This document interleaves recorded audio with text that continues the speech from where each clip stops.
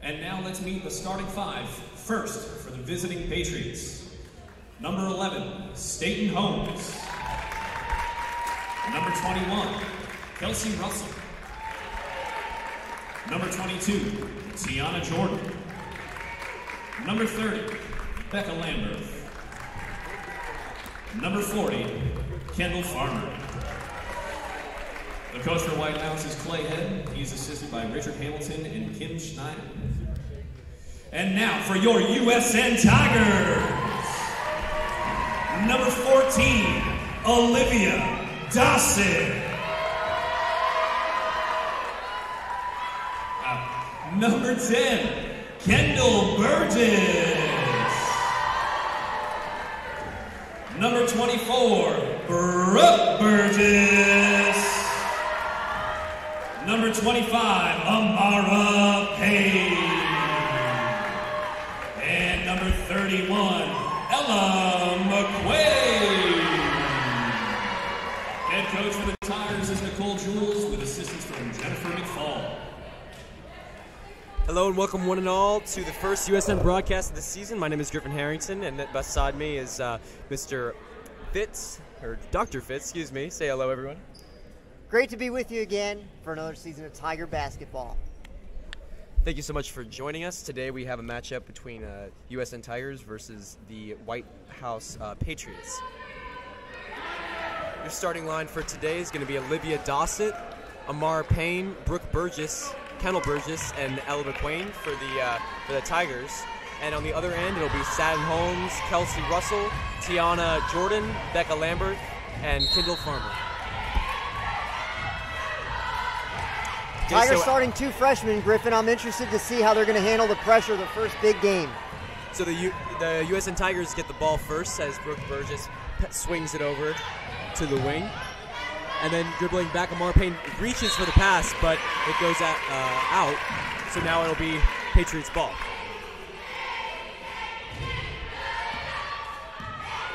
Never feels good to start the season with a turnover. All right, so number 30, Lambert, has the ball, swinging over back to the wing. The point guard for the Patriots is Holmes. Holmes with the ball again. Tigers playing pretty good defense in this first possession. Next, number 21, Russell going in, and there's a foul. I believe that'll be on USN. That is on Amara Payne, the senior. Tigers are a little bit bigger than they were last year with Payne and also McQuaid, the freshman, on the inside. It'll be interesting to see how they approach offense, if they're going to be shooting from the outside or trying to push it inside. Yes, it'll be interesting to watch as Holmes has the ball and keeps swinging it around. An inside pass and a good shot, but that goes off the boards, off the rim, and it looks like she's getting pressured. That'll be foul on the Patriots. Well, that was a beautiful pass after the pick and roll, but it looks like Ella McQuaid got the rebound and then is fouled upon. So now Dossett will throw the ball in for the Tigers. Couldn't have two better senior leaders than Olivia Dossett and Amara Payne. And so now the ball is stolen off the pass, and that is a foul. Oh, I thought it was a tremendous block. I'm not sure I saw a foul there, Griffin. Me as well. And that is, I believe, called on Burgess. Yeah, that's called on Burgess. There's going to be two shots for Holmes. Holmes is the point guard, as I said again. First shot is good. Now that is the first points on the board.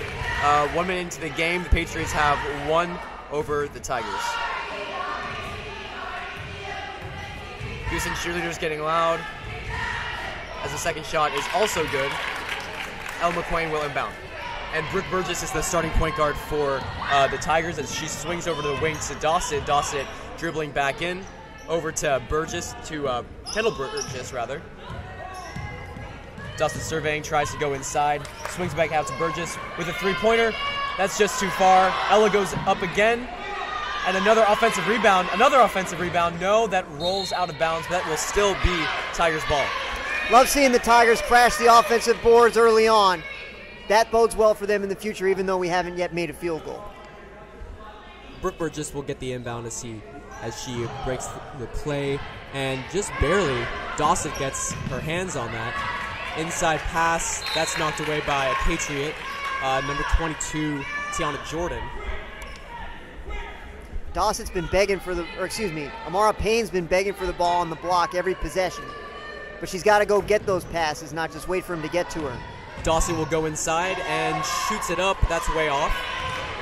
And Burgess will have the ball again, pass it over to the other Burgess. Inside pass to Ella McQuain, and that's no good. Fighting for it. And Dawson somehow comes up with the ball. And she has it stolen from him from number 21, Kelsey Russell. And the ball will just be held near half court. Pass over around back to Holmes. And now the shot is faked. Inside pass. And that is made by King of Farmer. Tigers going for the ball fakes a little bit too often in the early going. That's hurt them. The Patriots are making extremely good, very decisive passes inside as Burgess spins around and is called for the travel as she's going up. Really good footwork to get around the defender, but just took one step too many. Yeah, Burgess was surprised that she was called for the travel, yet I actually agree with that call. So now the ball is inbound. Staten Holmes will once again get the ball as she makes a long pass over to Sadie Short, who has just subbed in. And now wrestling for the ball, Holmes gets it back at the top of the key, going inside behind the back dribble, up and no good. Offensive rebound. And there we go, we have Kendall Burgess fighting for it. And I believe that'll be a jump ball. The Patriots will inbound.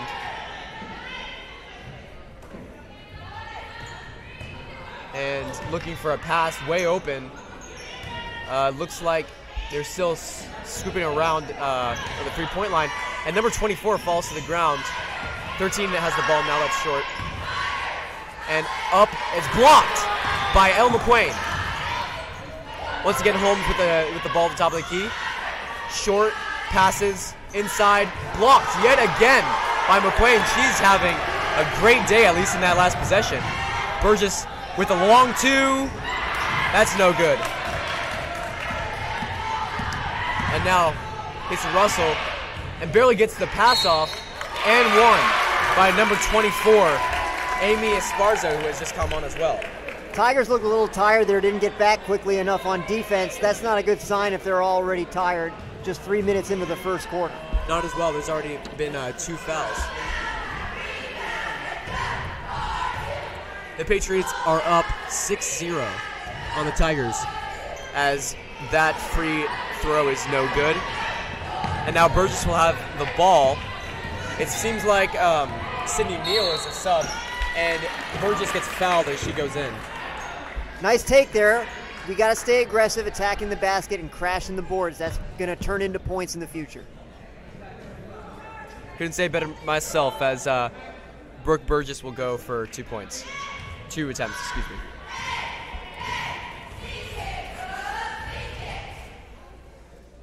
Takes her time. First one is good. And 2 subs come in. Amara replaces Ella McQuain, the freshman starter, and Dossett is replaced as well. That's Amara's sister, Leah Payne. 2 sets of sisters on the floor right now for USN. That's right, Brooke Burgess and Kendall Burgess, along with Leah Payne and Amara Payne. The second free throw was made, so it'll be 2-6. Patriots have the ball back. That's Esparza, who previously made the and one. Now 13 at short. Esparza dribbles back over to short. And with the ball, that's no good. Fighting for it, comes up with Amara Payne. Sydney Neal is dribbling down court once again, looking to drive it. Right-hand layup, good. Excellent finish there and a tough one from Sydney Neal. Yeah, well said. That was an excellent finish. Now over to Esparza. Esparza will swing it back to Holmes. Holmes over to Short. Short, Holmes. Holmes inside pass to Russell. Short, Russell. And 3-second violation on the Patriots. You don't see that call too much. I like what the Tigers are doing on defense. They're in a 2-3 zone, and they're forcing White House to try to shoot to beat them. Unfortunately, they're going for the ball fakes a little bit too much. I would just let them shoot. They haven't shown anything yet, which is indicating to me that they can beat us from the outside. Those ball fakes have opened up good passes. And now Neal with a shot, but that's way off. And Burgess, that's off as well. And then after fighting for it, Leah Payne accidentally knocks the ball out of bounds. Tigers continuing to look strong on the offensive glass. Emily Esparza inbounds to Holmes. Holmes racing off the left side. That's short on the left side. Esparza to Holmes again. Holmes doesn't like what she sees. Passes it up to the top of the key again to Holmes, the starting point guard. Holmes inside to Russell. Russell puts it up.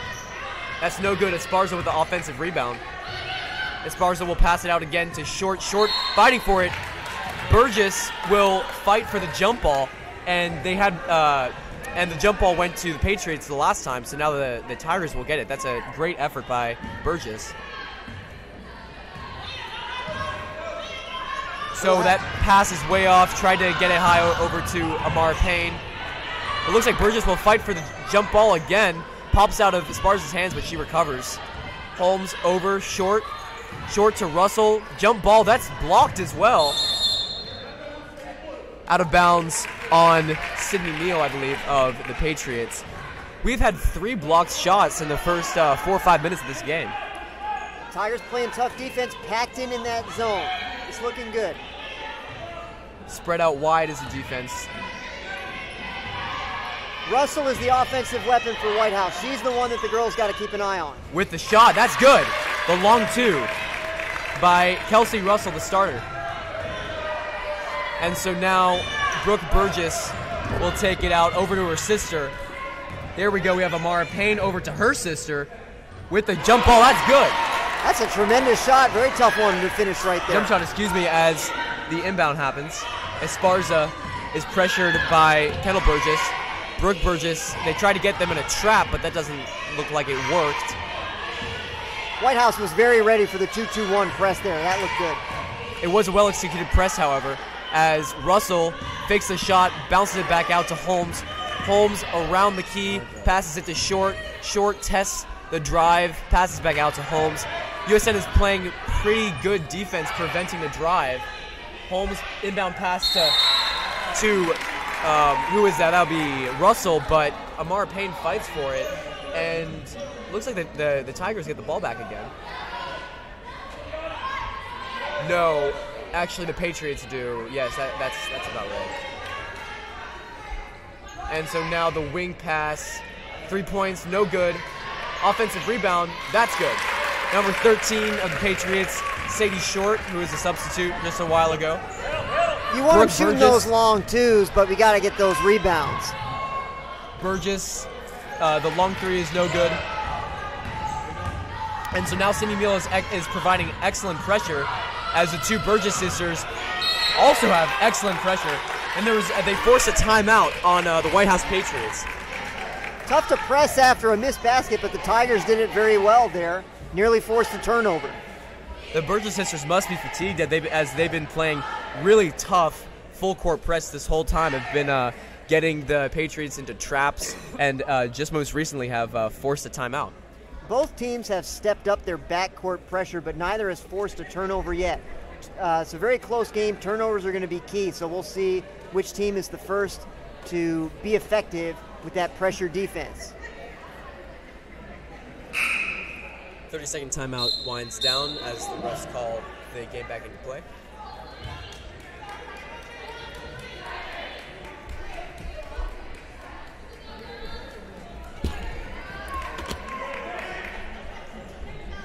So now the Patriots will have the ball on the opposite side of the court. Esparza looks for the pass. Holmes tries to flash and she gets it. Now Dawson, Holmes gets by Dawson momentarily but has to swing it back out. And now over to Russell. Russell back to the top of the key. Inside pass, that's knocked over by, I believe it was a leg of Burgess, and the fighting for it is Kendall Burgess. I love the way both these teams fight for the loose balls, Griffin. They're not giving an inch. Either way, that's the way the game should be played. Burgess has been fighting for it. I think she has incited 4 jump balls in just the first 6 minutes of this game. Now Dawson over to Payne. Leah Payne, that is. Going for the second shot and one. She recovered her own rebound, but isn't able to make it the second time. Good vision there by Dawson, just a half a step away from an uncontested layup. As the season goes on, that execution will get a little bit crisper. So now it is 6-10 Lady Patriots as there's 1:15 left in the first period. Nia Payne with the first free throw. That's barely off. Cheerleaders are showing support, hoping that she makes the second free throw.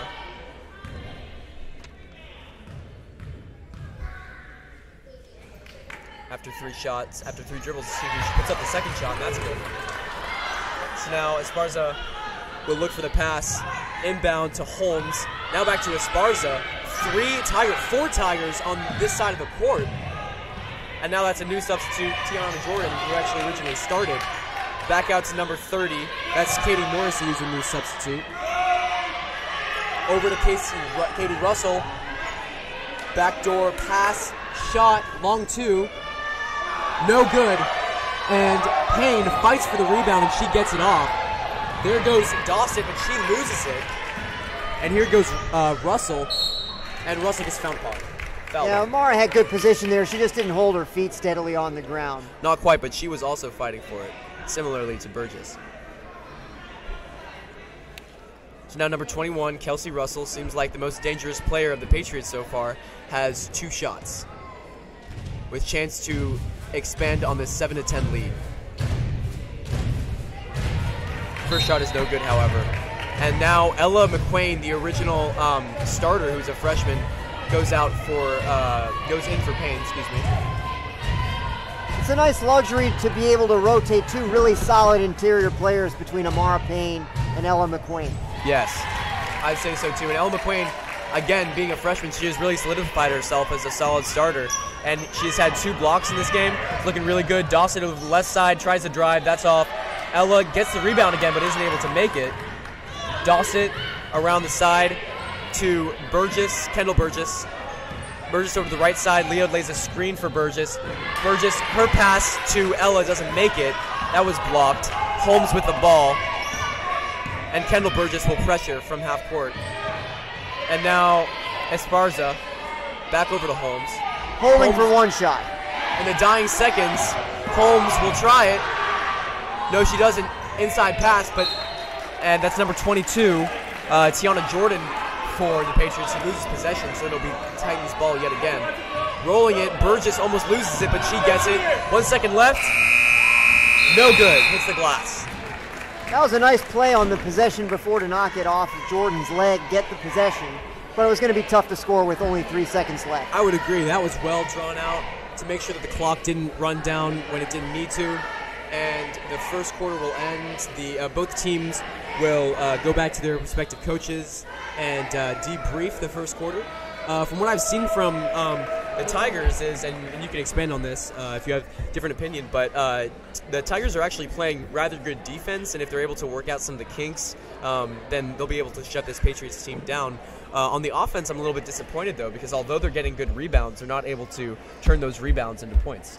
Might just be a little bit excited. It's the first home game. And, you get the butterflies in your stomach. You can shoot a little bit too strong, particularly when you're close to the basket.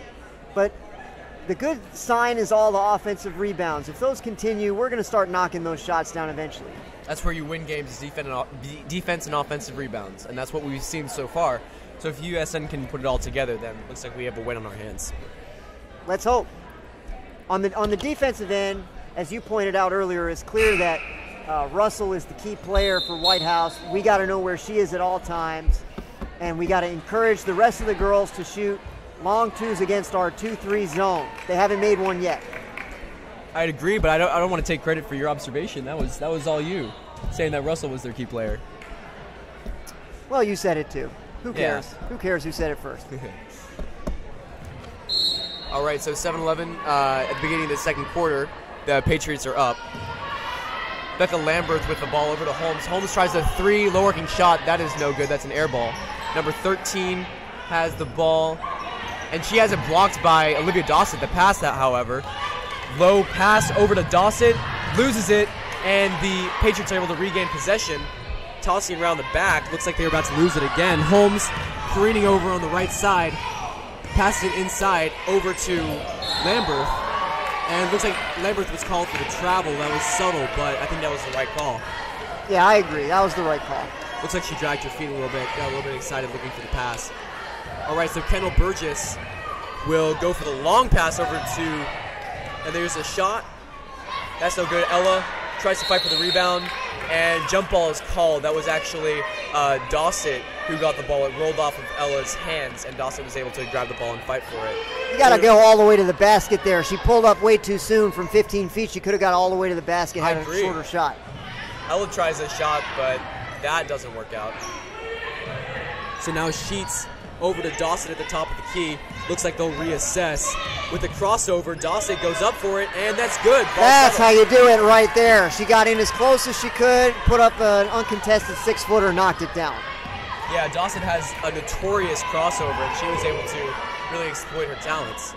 And now with a shot, that's made by Holmes. First long shot they made all day, but that was a good one. It was indeed. And now Kendall Burgess with the ball. She will try it, but she gets fouled on. That'll be at number 11, Holmes, who just made the three-pointer. That'll be Holmes' first foul of the game.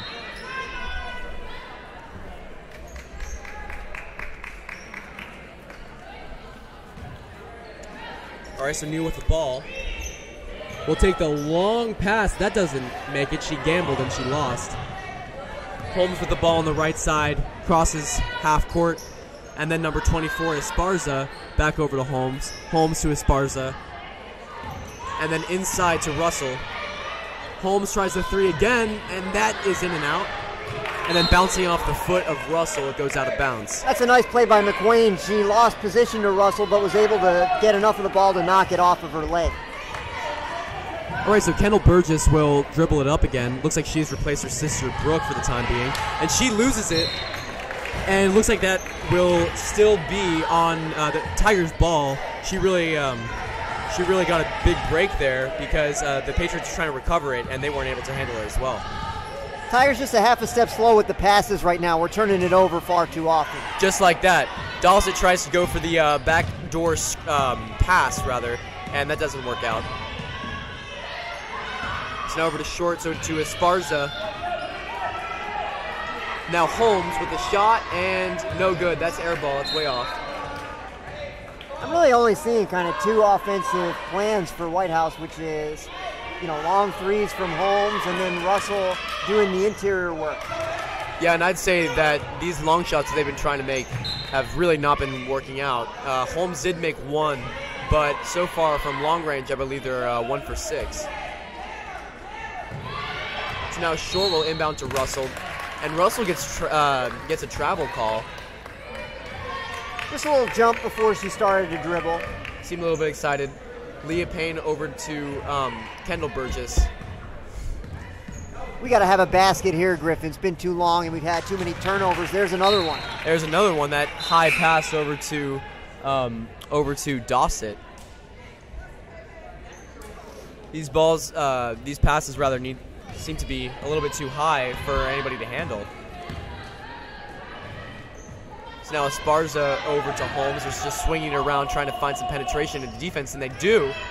That jump ball is no good, but that was put up by Russell.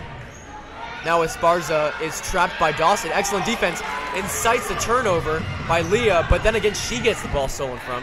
Esparza is able to avoid the steal from Burgess over to Holmes. Holmes fakes the shot, then goes for the jump ball. That is also no good. These shots have been way off tonight by the Patriots. And Ella fights for the ball. It looks like she gets fouled on. She seemed to be really mad at that call, but she gets the foul. In fact, that actually looked like a they called it a jump ball. Yeah, I think they did call it a jump ball, except the ref put his hand on his arm to say foul. All right, back over to Sheets. Sheets to Burgess. Inside to Leah, and she gets the ball stolen. Leah with a shot. That's no good either. And that'll be off on the Patriots. The Tigers will get the ball back. That's good offense against the zone defense. Try to get to the foul line and get a jump shot there. Payne had a good look, just couldn't knock it down.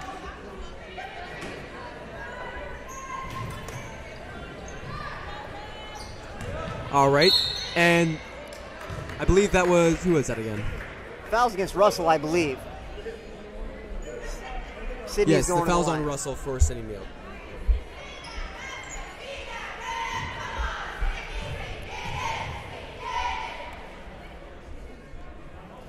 First shot's no good.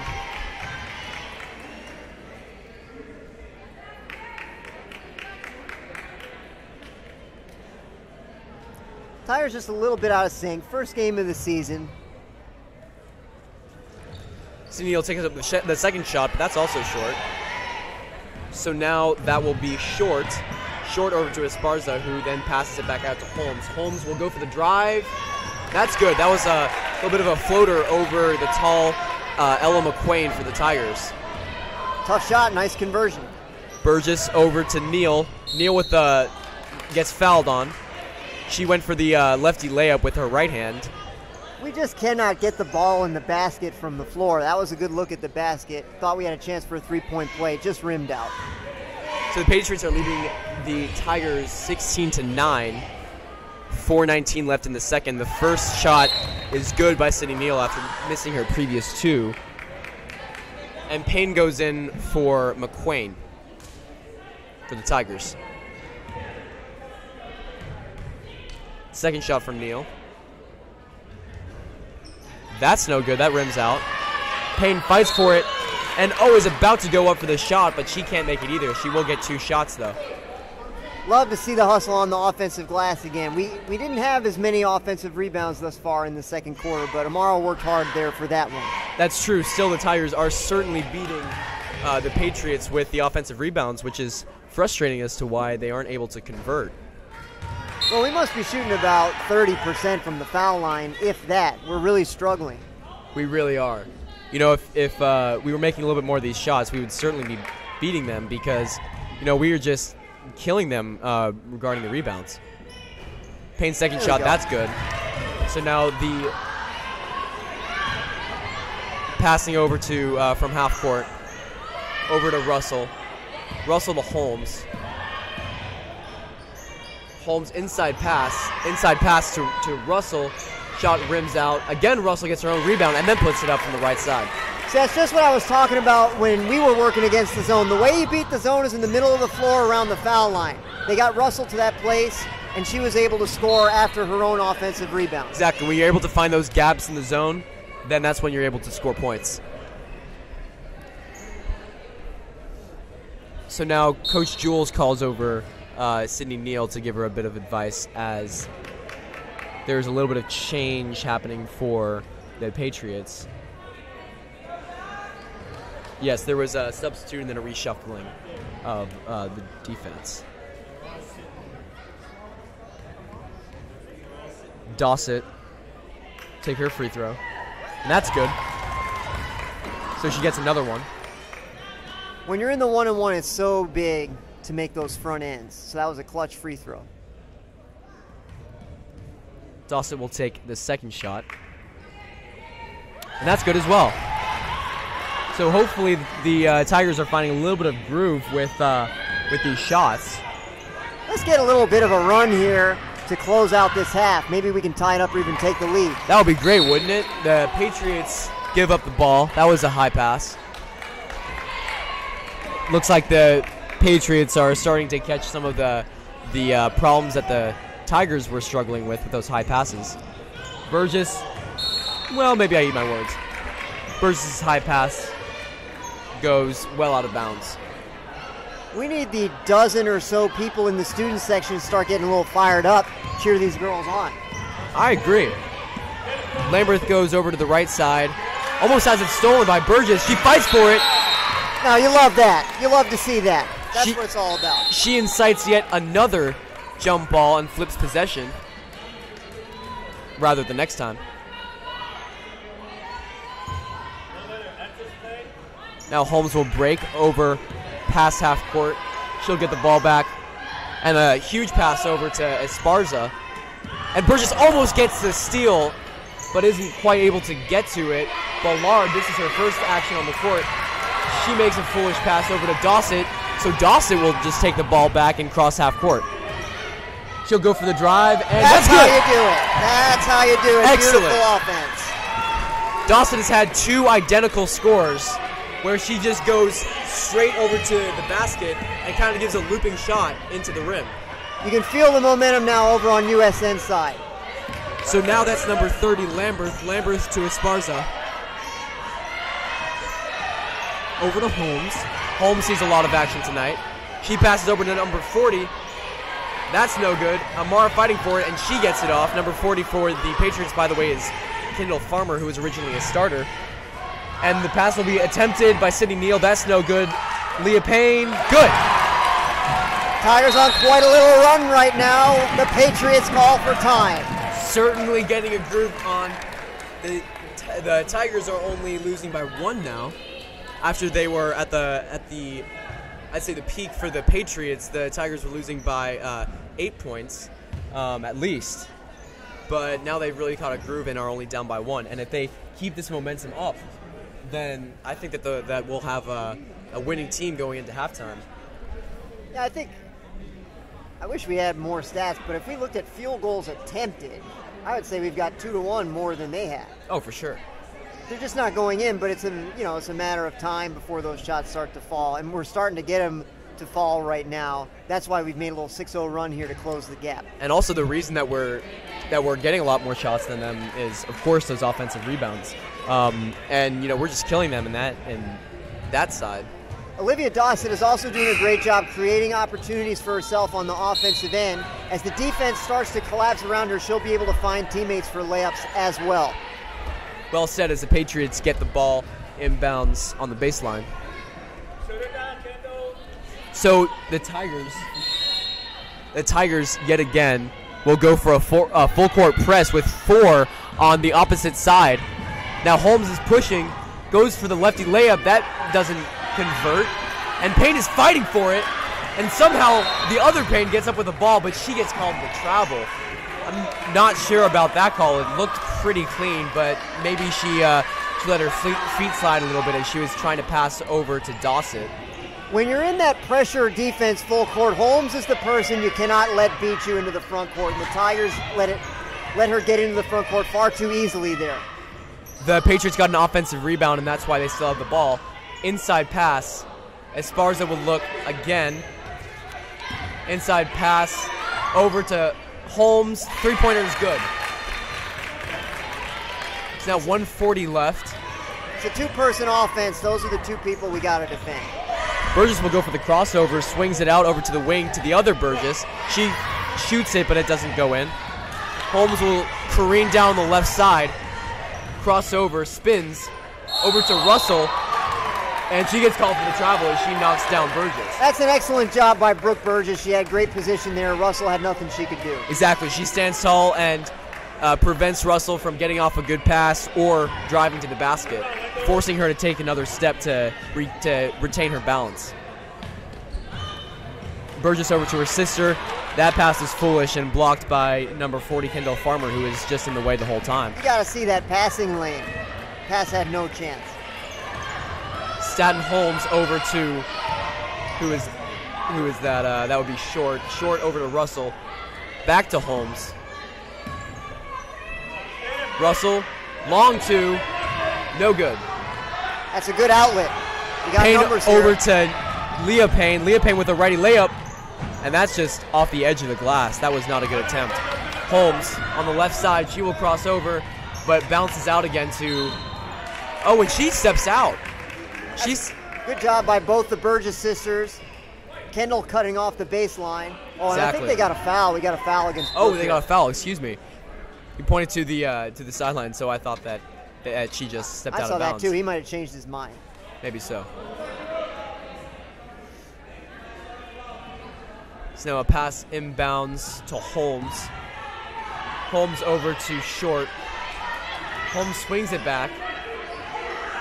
Let's see if they play for the last shot here, down to 30 seconds. They just might. They're taking their time. They're looking for penetration in the defense, but also there's no rush. bouncing back out again. And it looks like it's Short, Holmes, and Russell who are just trying to defense, burning up time, looking for holes in the defense. He gets pressured by Dossett, but is able to bounce out of it with Esperanza. Trapper right there in the corner. That's how Let's see you if do they it. can do it. I thought that was a double dribble. And she might have stepped out. No, it's still Patriots ball. McQueen, steps back in for Leah Russell. Tigers have a Payne. big lineup in here for the last 7 seconds, all defense. Sadie Short take the inbound to Holmes. Holmes with 4 seconds left will drive it. Oh, an inbound pass. Inside pass to Esperanza, and she takes the easy lefty layup, unguarded. Looks like a little bit of a lone defense for the Titans. Yeah, that's a really tough Tigers. possession to end the half on.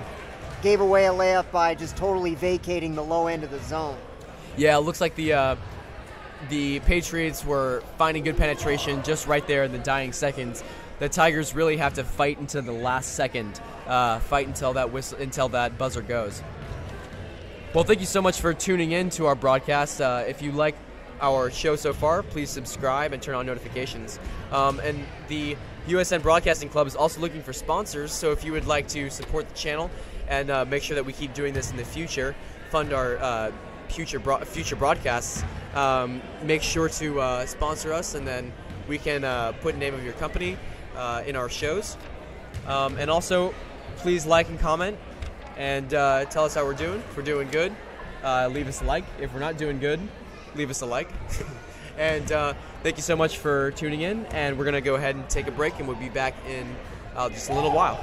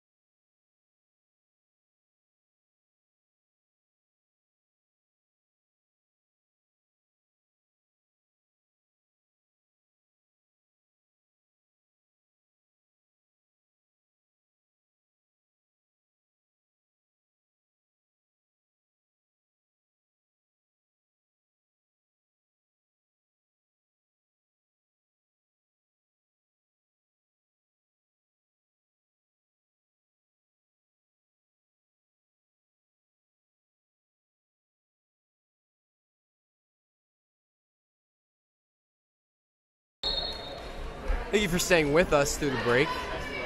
The Tigers and the Patriots are breaking to start the second half.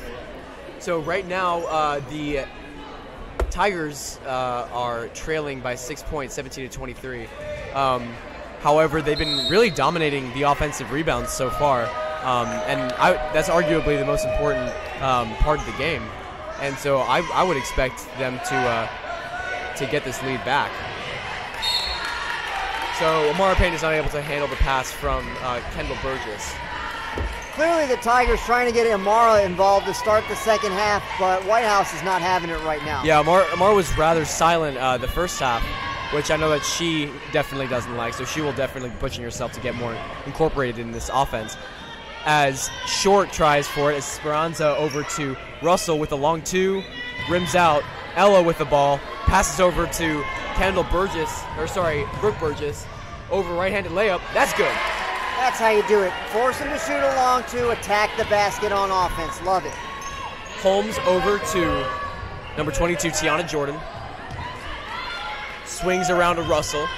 Russell, Holmes, and Short are swinging around to each other looking for penetration. Now it's Esperanza. She will go to the wing to Russell.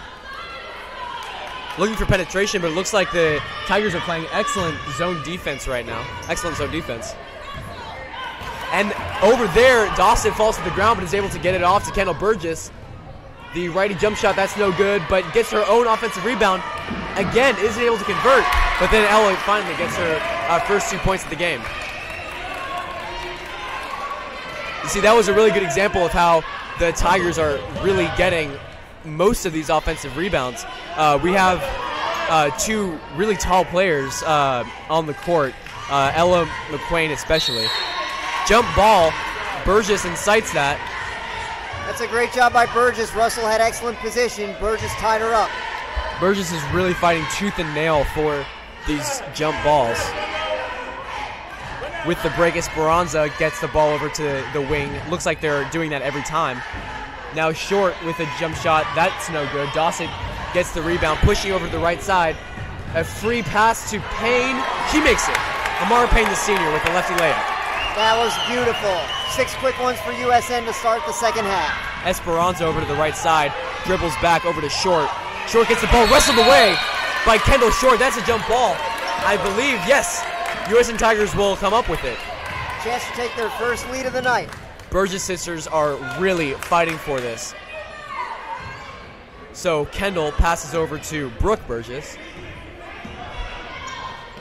And that pass is knocked away right back to Brooke Burgess. Inside, pass to Amara Payne. Spin move, isn't able to get it. Tries again. Fouled as she goes up for it. You saw as soon as Amara caught it down by the block, 3 Patriots came down and swarmed her, but she still managed to get her own offensive rebound and a chance at 2 free throws. That's right. Amara Payne, tall player, fights for it, gets 2 of her own rebounds. First shot. That's good. Finally, the Tigers get their first lead of the night. We've got a timeout. USN first lead of the night, 24-23. Looks like there's a little bit of confusion. Whistle didn't blow, but it looks like it'll be a 30-second timeout. Yeah, it'll be interesting to see what Whitehouse's plan is to combat the run that USN is on. USN really not doing anything differently than they did in the first half, just knocking down a few more shots.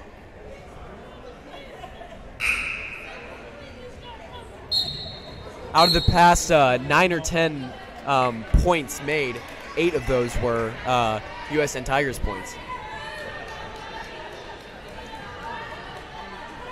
And also Payne will have a chance to gain on this modest lead that the Tigers just created for themselves. The second shot, that's no good, just short. But it looks like there's another foul. No, that's a foul on Burgess. That'll be her second of the night. I believe that is 3 fouls on Brooke. That must yes. be third. That must be 3. Yes, I lost track. Excuse me for that. They're trying to sub her out. They didn't get the sub. Esperanza over to Holmes. Holmes gets trapped, is forced to make a foolish pass, but she ends up making it. Ella pokes her hands all the way through, and is able to knock the ball out, yet it touched her last, so it'll still be Patriots ball.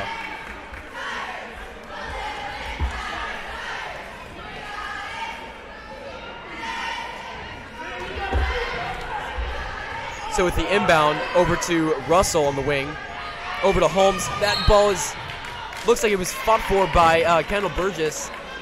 She will commit a foul, though. Good hustle, but you just can't run through the player to try to get the ball. Yeah, it was pretty subtle, yet then again, you can't do that. Short, look for the pass. Holmes pushes off a little bit, gets some space for herself. Esperanza to Holmes, yet again, looking for the drive. No, swings over to Russell, who has a little bit of space, but then gets trapped. Pass inside, that goes way off the mark. The layup does. Short, and then knocked away by Kendall Burgess. She was just in the way. Amara Payne, long pass over to Dossett. It's a 3-on-2. Leah, right-handed shot, no good. Fought for, and it touched Leah last as it goes out of bounds. That was a nice entry pass by Dossett, just couldn't finish. Esperanza. She'll pass over to Holmes. You know that USN is flirting with this sideline trap. Russell powers over Ella, and Ella commits a foul as Russell went up for it. That'll be 2 shots. For a center, McQueen moves her feet very well. She didn't really get beat by the very quick Russell, but just managed to foul a little bit on the way up. Ella's just a freshman, but you can see how she has solidified herself as a solid starter, at least in this first game. What I like to see from her is how hard she runs up and down the court. She gets tired after a few minutes, but you can't blame her because she's given 100% every second of the game. Yeah, exactly. And she is certainly a good asset because she is taller than any of the other players in this court by several inches. She somehow gets the ball and fights for it. The ball gets on the ground. Another jump ball. She's still fighting for it. Throwing elbows almost. And Coach Jules asks Ella to maybe calm down a little bit. Although it was the fire. You love the fire, but really you have control it. Exactly. You have to admire the fight. Except after the whistle blows, it's not really football. You can't fight through the whistle so much. Russell loses the ball after dribbling it off of someone's leg. Russell gets the ball back, however. Corner shot, no good. Off a hand of number 40. That'll be Kendall Farmer, so that'll be USN ball yet again. Just seems like whenever we stop Russell, we're getting a stop on defense. If we force somebody else to shoot, it just seems like we're getting a stop. So it's a tie game, 24-24. Kendall loses the ball momentarily, knocked away by someone in the Patriots. And timeout is called by Jules. That was a pretty strategic timeout because it looked like Tiger was in a little bit of trouble, about to get trapped.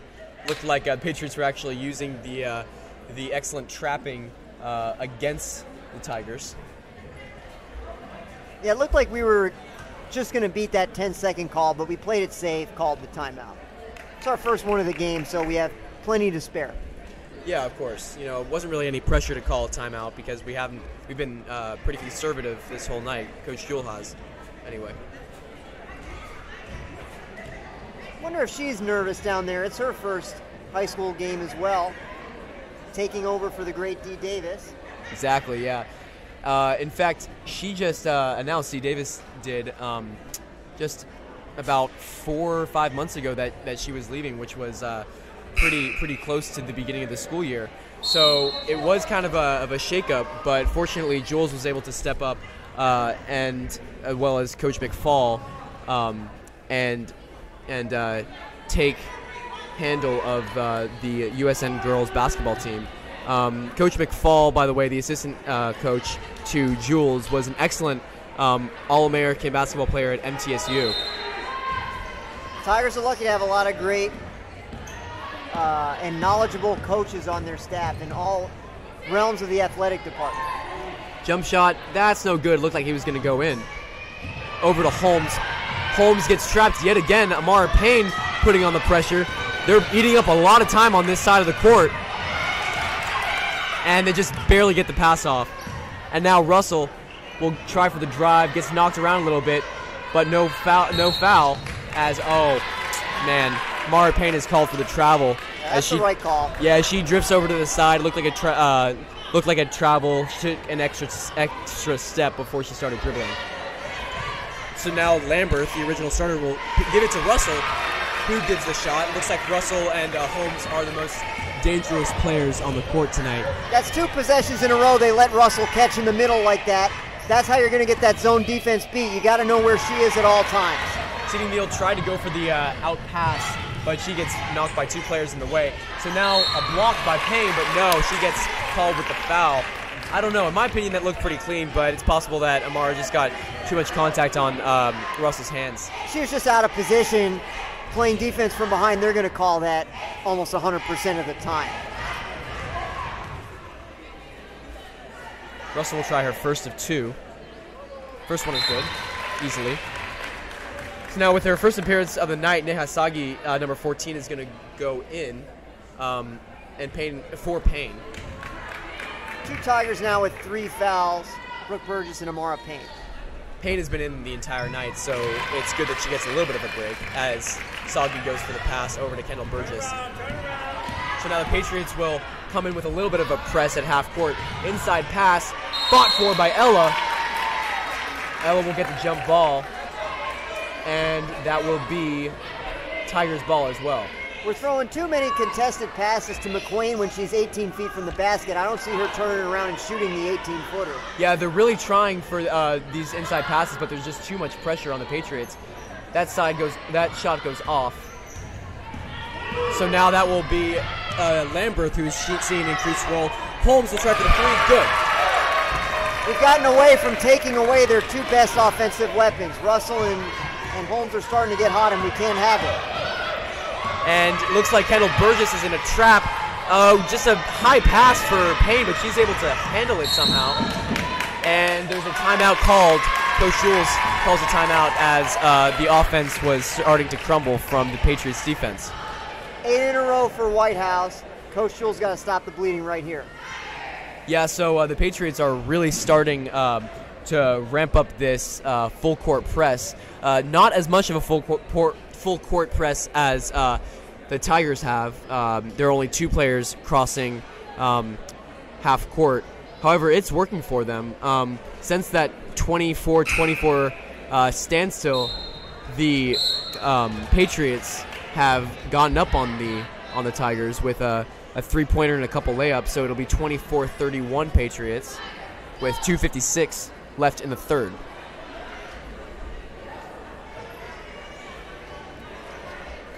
So now the timeout runs down, and Leah Payne, sister of senior Amara Payne, will take the inbound, and Kendall Burgess, another freshman, will start at the top of the key. And a screen is thrown, and she will go up for it, but narrowly misses. Ella with the offensive rebound, puts it up and gets it. That's a big basket there. We couldn't have gone down any more than 7. Holmes, pass over to Russell. Russell looks to drive it. No, bounce out to Holmes. Holmes over to Lambert. Lambert over, gets it back again to Holmes. They are doing as they usually do, taking their time on the perimeter, looking for just a little bit of entry. And that shot is taken, but that's short. Owen is somehow acrobatically able to keep that ball in bounds. Has the ball taken just momentarily by Kendall Burgess. And they're just still swinging around over to number 21, Russell. And that ball is taken by Ella. That's a great job. Yeah, great job, great hustle. The ball just grazes Russell's body as it rolls out of bounds, so it'll be Tigers' ball. Coach Jules being vocal as she coaches her players effectively. She's fired up right now. She senses that we can win this game, but we got a lot of work to do down by 5. Inside pass, long pass to Ella. Ella is not able to make the ball, but Dawson, offensive rebound, gets it in. Ella McQueen missed a couple of layups, but Dawson was there to bail her out. That was a fantastic touch entry pass, and we got to travel here. We're going to get it right back. Foolish travel for the Patriots. The Tigers are going to look to really capitalize off of that travel from near half court. In a game of runs here, let's see if we can sustain one of our own. Pass, over to another player. Sydney Neal, excuse me. Yeah, I don't like that pass. Get the ball into the center of the court. Had she caught the pass cleanly, she would have been trapped up in the corner. Dawson over to the left side, knocks the player down, and then they're going to call that for a charge. Wow, looks, I'm not sure about that. I guess the refs know best, and they determined that she was in position and that it was a good defensive effort, and Dawson just plowed down the defensive player. You cannot let Russell beat the press down the middle. That's a good rebound. That's a foul, yeah. McQueen is able to fight for it. Now that'll be a foul on McQueen.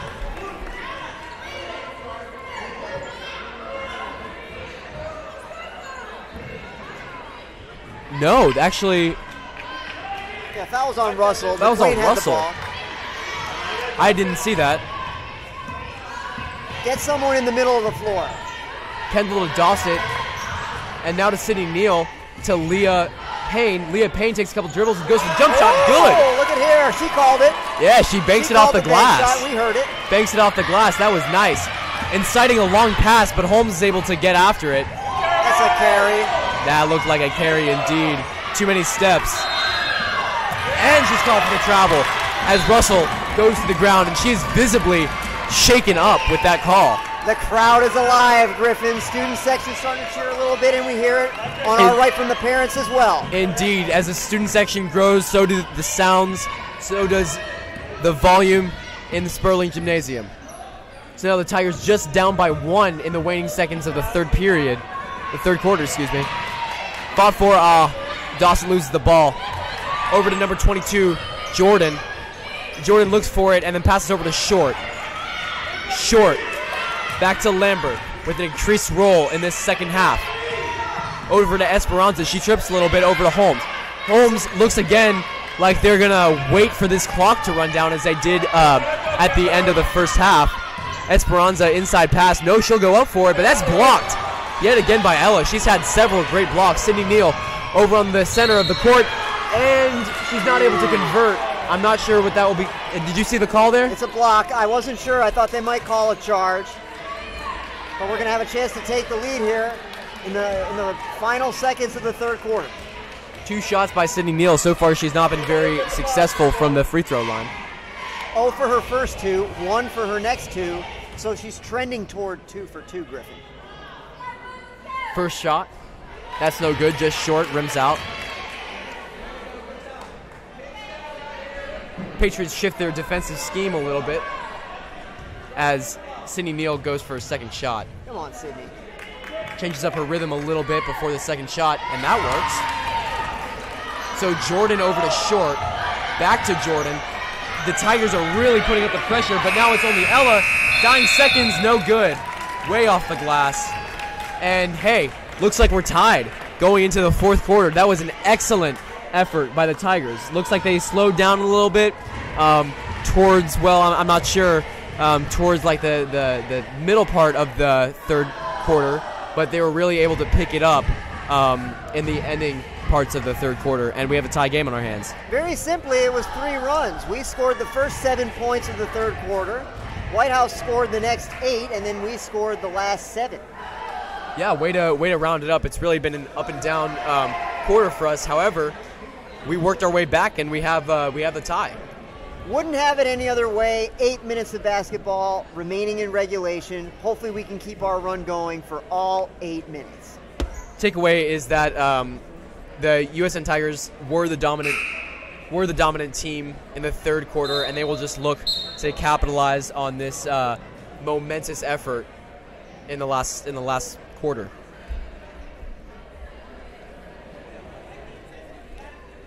Coach Jules looks pretty happy over there, Griffin. Yeah, she knows that she can bring a win out for this game. And very now, positive coach, very beloved by the players. Oh, for sure.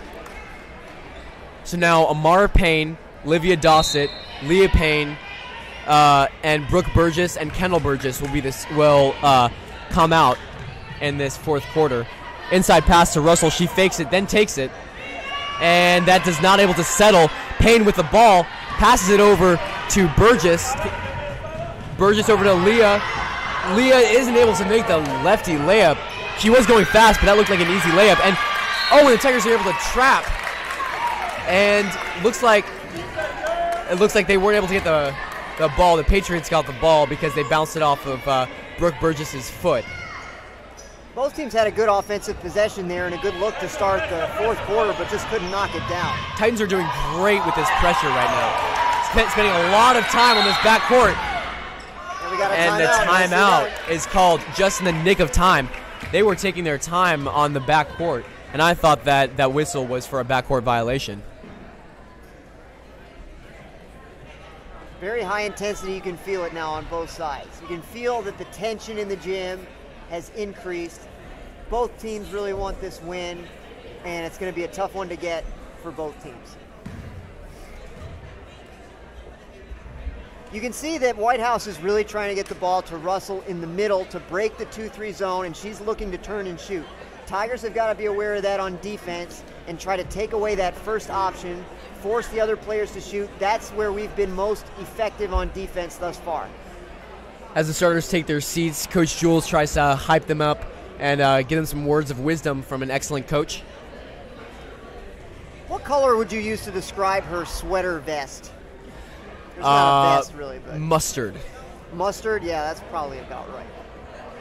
Yeah, I'd say it's more of a sweater.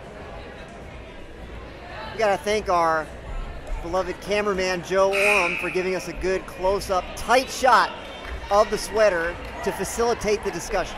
Not only our cameraman, he really is the glue to this whole operation. You know, we really can't say more about the great, legendary, beautiful Joe Oram. The dean of USN broadcast. The legend of USN in general. Thank you, Joe Oram. And now Short over to Holmes. Holmes over to Esperanza. Inside pass, number 40, Farmer. But, oh yes, Olivia Dawson is able to steal it as she now races down the left side. Goes for the layup. No, passes it out. And the three-pointer is good. That will be Kendall Burgess, the freshman. It all started on defense. Russell tried to establish in the middle. We had her surrounded all the way, forced the turnover, and finally we knocked down a three-point shot, and just at the right time. Intensity keeps building by the Tigers as they force Holmes to pass around. And an inside drive. That is no good. I don't know where that was going. If that was a shot or a long pass. Let them try to attack the baseline all day. They haven't had one bit of success. Leah Burgess takes it for herself. Looks like there was a foul in the play.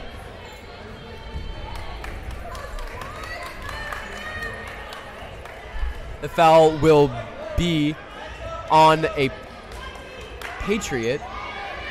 Now we can extend the lead here to 2 possessions. That would be huge. Need good execution here on offense. Leah Payne has the ball, looking, gets it to Amara Payne, her sister. Back to Leah Payne, and one! Excellent. As she was falling down, she's able to just graze that off the top of the glass and drop it right into the rim. Excellent. Excellent execution by Leah Payne. That's basketball 101. The most dangerous player on an out-of-bounds play is the person throwing it in from out of bounds. Leah Payne snuck right in, knocked down the layup, got fouled. Well said, and she was really looking very creative as she was falling in. Oh, offensive rebound, but not able to convert. Russell with the ball, more pressure. The Tigers are unrelenting. Dawson gets the steal, not quite. And there's a foul to play. That's not a bad foul. Russell had good position. Yeah. The thing was that Dawson went from the steal against Esparza, and we didn't need to go for it. Just establish yourself. Let her try a difficult shot. I agree. That was a smart foul. Dawson doesn't have too many fouls to her name. Jordan over to Short. Short pass to Jordan yet again. That's no good. Russell, that's good. So it'll be 33-36 in this tight USN White House game. Over three-pointer from the corner. That's barely not made by Kendall Burgess, but yet again a shot, and that's good. Payne is heating up, and you saw a huge smile from Amara right there when her sister scored. You love to see that. So now Holmes will dribble around the right side, passing to Esperanza. and now gets blocked. It's all about keeping Russell from catching in the middle. That's the whole thing. We can succeed at that on defense, we're going to be fine. Amara's got 4 fouls. Yeah, so that was a foul, excuse me, and now Russell is going to take 2. Tigers cheerleaders are getting loud, trying to mess up Russell's routine. First one is made. First game of the season for the players, but the cheerleaders are in mid-season form, Griffin. The second shot by Russell, that's made as well. So now it's third. Let's see. So now Burgess will take the ball over to Dossett. Now to Payne, 38-35, and she gets fouled. Nice job by Amara establishing good position down there. 5:34 left in the fourth. Will the Tigers be able to hold on to this lead and be able to keep up this unrelenting pressure? The first of 2 for Payne. One is good. Big Perfect. free throw there. So both Burgesses hype each other up, give each other high fives. As Payne tries her second, and that's also good. And the Patriots look for an inbound. Here we go over to the side. A lot of open space. Tigers weren't really expecting that pass. Over to the side, that's Holmes. Holmes goes back to the top of the key. Over to her left side. Left side is short. Back to Holmes, and Esperanza are passing around to each other. Goes for some left side penetration off the bottom of the glass, and Leah is able to regain that. So Tigers are really able to keep up this unrelenting pressure. Inside pass to a Payne. Excellent play. Gets the and one off. Tigers are really in form now. That was a disgusting pass to Payne. Excellent, right where she wanted it. Looking like Aaron Rodgers splitting the defense. That free throw is also good. Amara in the previous minutes has had an excellent free throw showing. All you can hope for is in situations like this, your seniors step up and make plays, and Amara's done a tremendous job. Burgess fights for the jump ball yet again. She's had so many of these moments in this game. All of a sudden, the Tigers have surged to an 8-point lead with 4:50 remaining. This is one of the greatest swings I have seen while commentating. This is amazing. Still a lot of time remaining. Tigers are going to have to finish this game if they're going to want to hang on and get this victory. Looks like morale is really falling to all-time lows for the Patriots as they have just conceded many unanswered points. It's a beautiful thing when you see the momentum build, the fans get behind the team, the players feeding off the fans, and suddenly the execution, which was a little rocky in the first half, really is tightening up here in the second half. Yeah, that's what I'd say. You know, the Tigers have really learned from their mistakes. You know, there were a lot of good things that they were doing and also a lot of bad things. They weren't able to make rather easy layups, for example, yet they've really made up for this in the second half. Like we were saying in the first half, it was just a matter of time. You get enough looks at the basket from in close, they're going to start going in, and that's just what has happened for us here in the second half. I mean, I'm not sure what Coach Jules told her players in that locker room during halftime, but she should keep doing that. It's looking like it's working. She knows what she's doing, there's no doubt about it. No doubt.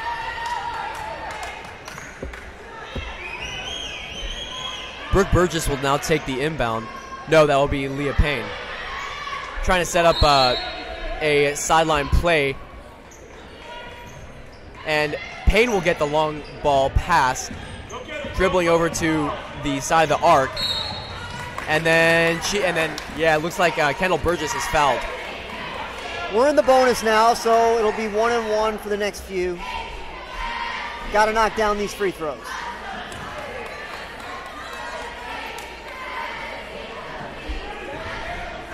Kendall Burgess will take this one. First shot. That's not good, and it was 1-1, so she doesn't get the other. On the right side, now looking they're able to break through the full court press. Jordan gets the ball knocked away by Olivia Dawson.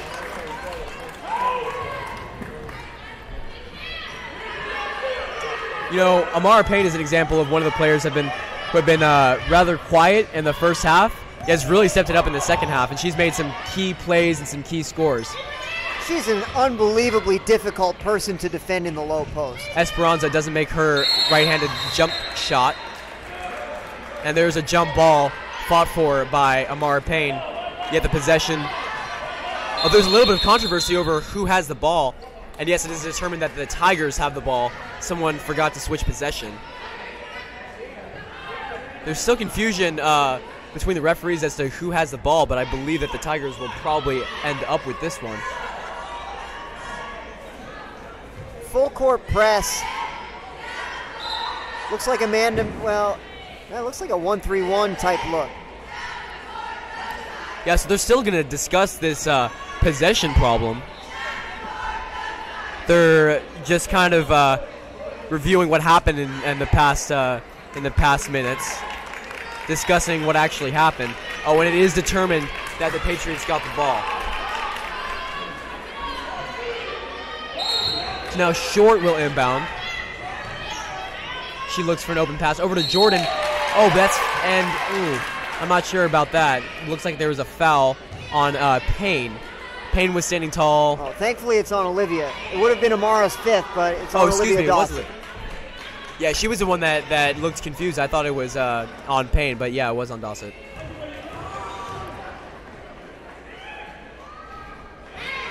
First shot by Tiana Jordan is good.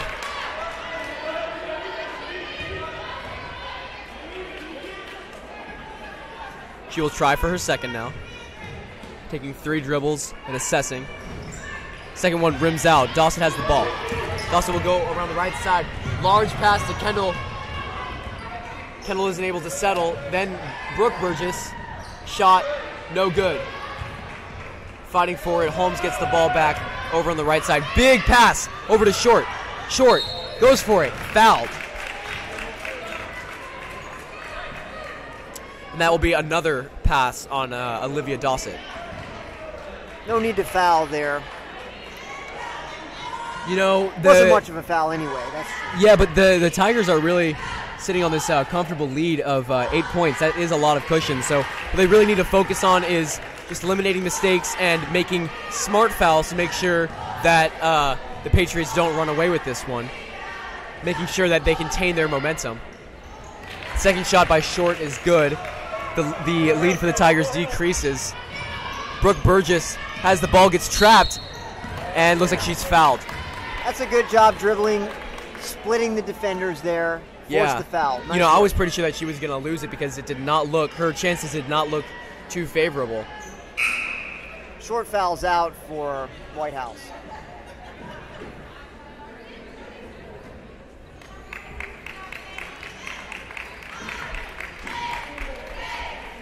Burgess will wait for her opportunity to take the shot as number 30 for the Patriots, Lambert forgets to check in. All right, so now Brooke Burgess is ready. That shot is good. And it was a 1-and-1. Looked like everybody forgot, so she will have an opportunity to increase on that first free throw made.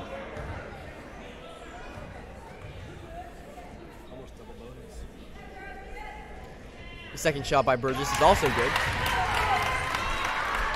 So now pass over. Esperanza has it at half court. Over to Holmes. Holmes working the right side. Esperanza back over to Lambert. Lambert, Jordan, and Russell with a shot. That's no good. And Dawson comes up with a rebound, passing over to Leah Payne. And then Kendall with the ball. Kendall Burgess, excuse me. He has fouled. Two shots now for the rest of the way for the Tigers. That'll be number 24, Emmy Esperanza.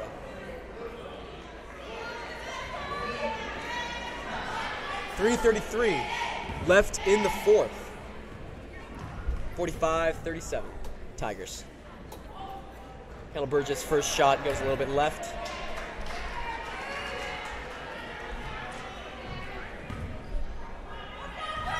Tigers should feel pretty comfortable with this lead, however, you can never let up. Especially how the Patriots do have a couple of really good players in their team, so it is possible that they can still run away with this. Russell being an example as she passes over to Holmes. Now Russell yet again tries to power through, but she loses her footing, and a jump ball by Payne. Tigers will get the ball. That's good help defense there. Russell caught it. She was immediately doubled as she tried to turn and face the basket. Leah Payne looks for a pass, and oh, that's maybe not the best of shots, best of passes rather. That's knocked over by Lambert. I'd like to see us try to get a back screen here and try to have somebody flash all the way up court for a layup. There it is. Pass over to Dawson. Excellent pass. Open. Right-handed layup. That's good. Just as it was drawn up. Huge pass. A lot of space. Unguarded. And the Tigers capitalize. Over to Holmes. Lambert with a three-pointer. Oh, that's just barely not good. Knocked over to Kendall Burgess. She will work the right side. She might Tigers even can take their time. 11-point lead under 3 minutes. So now she's holding the ball. Leah Payne that is. Burgess will look for a pass. Crosses over. We'll try for the drive. And it looks like she will be called. Oh no, that is a foul.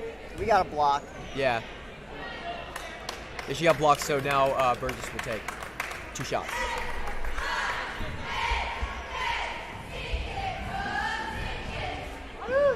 So her first shot. That's good.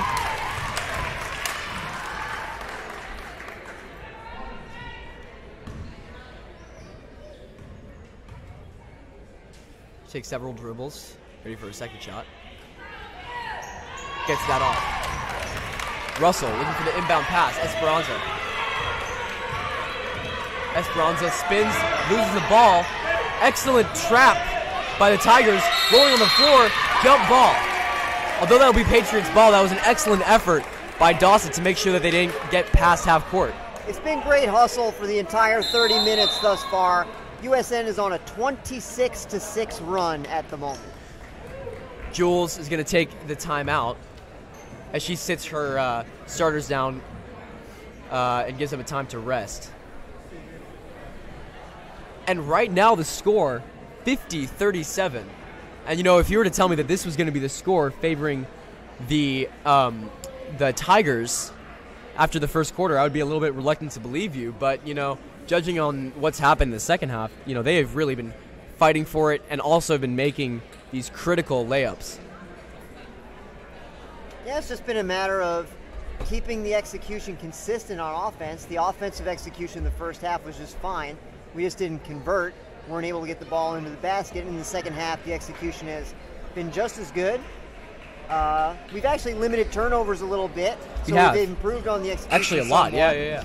But the field goal percentage is way up, and that's been the difference. Yeah, that is certainly the difference. Although the Tigers have really chosen their passes more wisely and not passing, to a Patriot who was right in the middle of the lane. We're also just making these shots off of offensive rebounds, and that's what's really killed the opposing team. Is that the Tigers have really been able to convert these short shots. Inbound from the Patriots over to Holmes. Kendall Burgess is playing tight defense over Esperanza, getting pressured by Kendall Burgess yet again. Passing over to Jordan. Jordan works the corner over to Russell. Russell goes in, right layup, good. It's a nice take. That was a very good take. Kind of swimming under the defense. Burgess, excellent crossover. Great passing, passes over to her sister. And now Leah go for the shot, and that's way off. And we don't need that shot. We've got an 11-point lead, 2 minutes. Hold the ball, make them foul you. Yeah, exactly. Yeah, then again, Leah Payne has been an excellent player, so, we'll let it slide. Dawson providing pressure, and that works. That shot by Russell was way off. Lambert over to Holmes. Holmes with a three-pointer. That rims out. And fighting for it, Burgess. That'll be a jump ball, and that'll be Tigers ball, if I believe.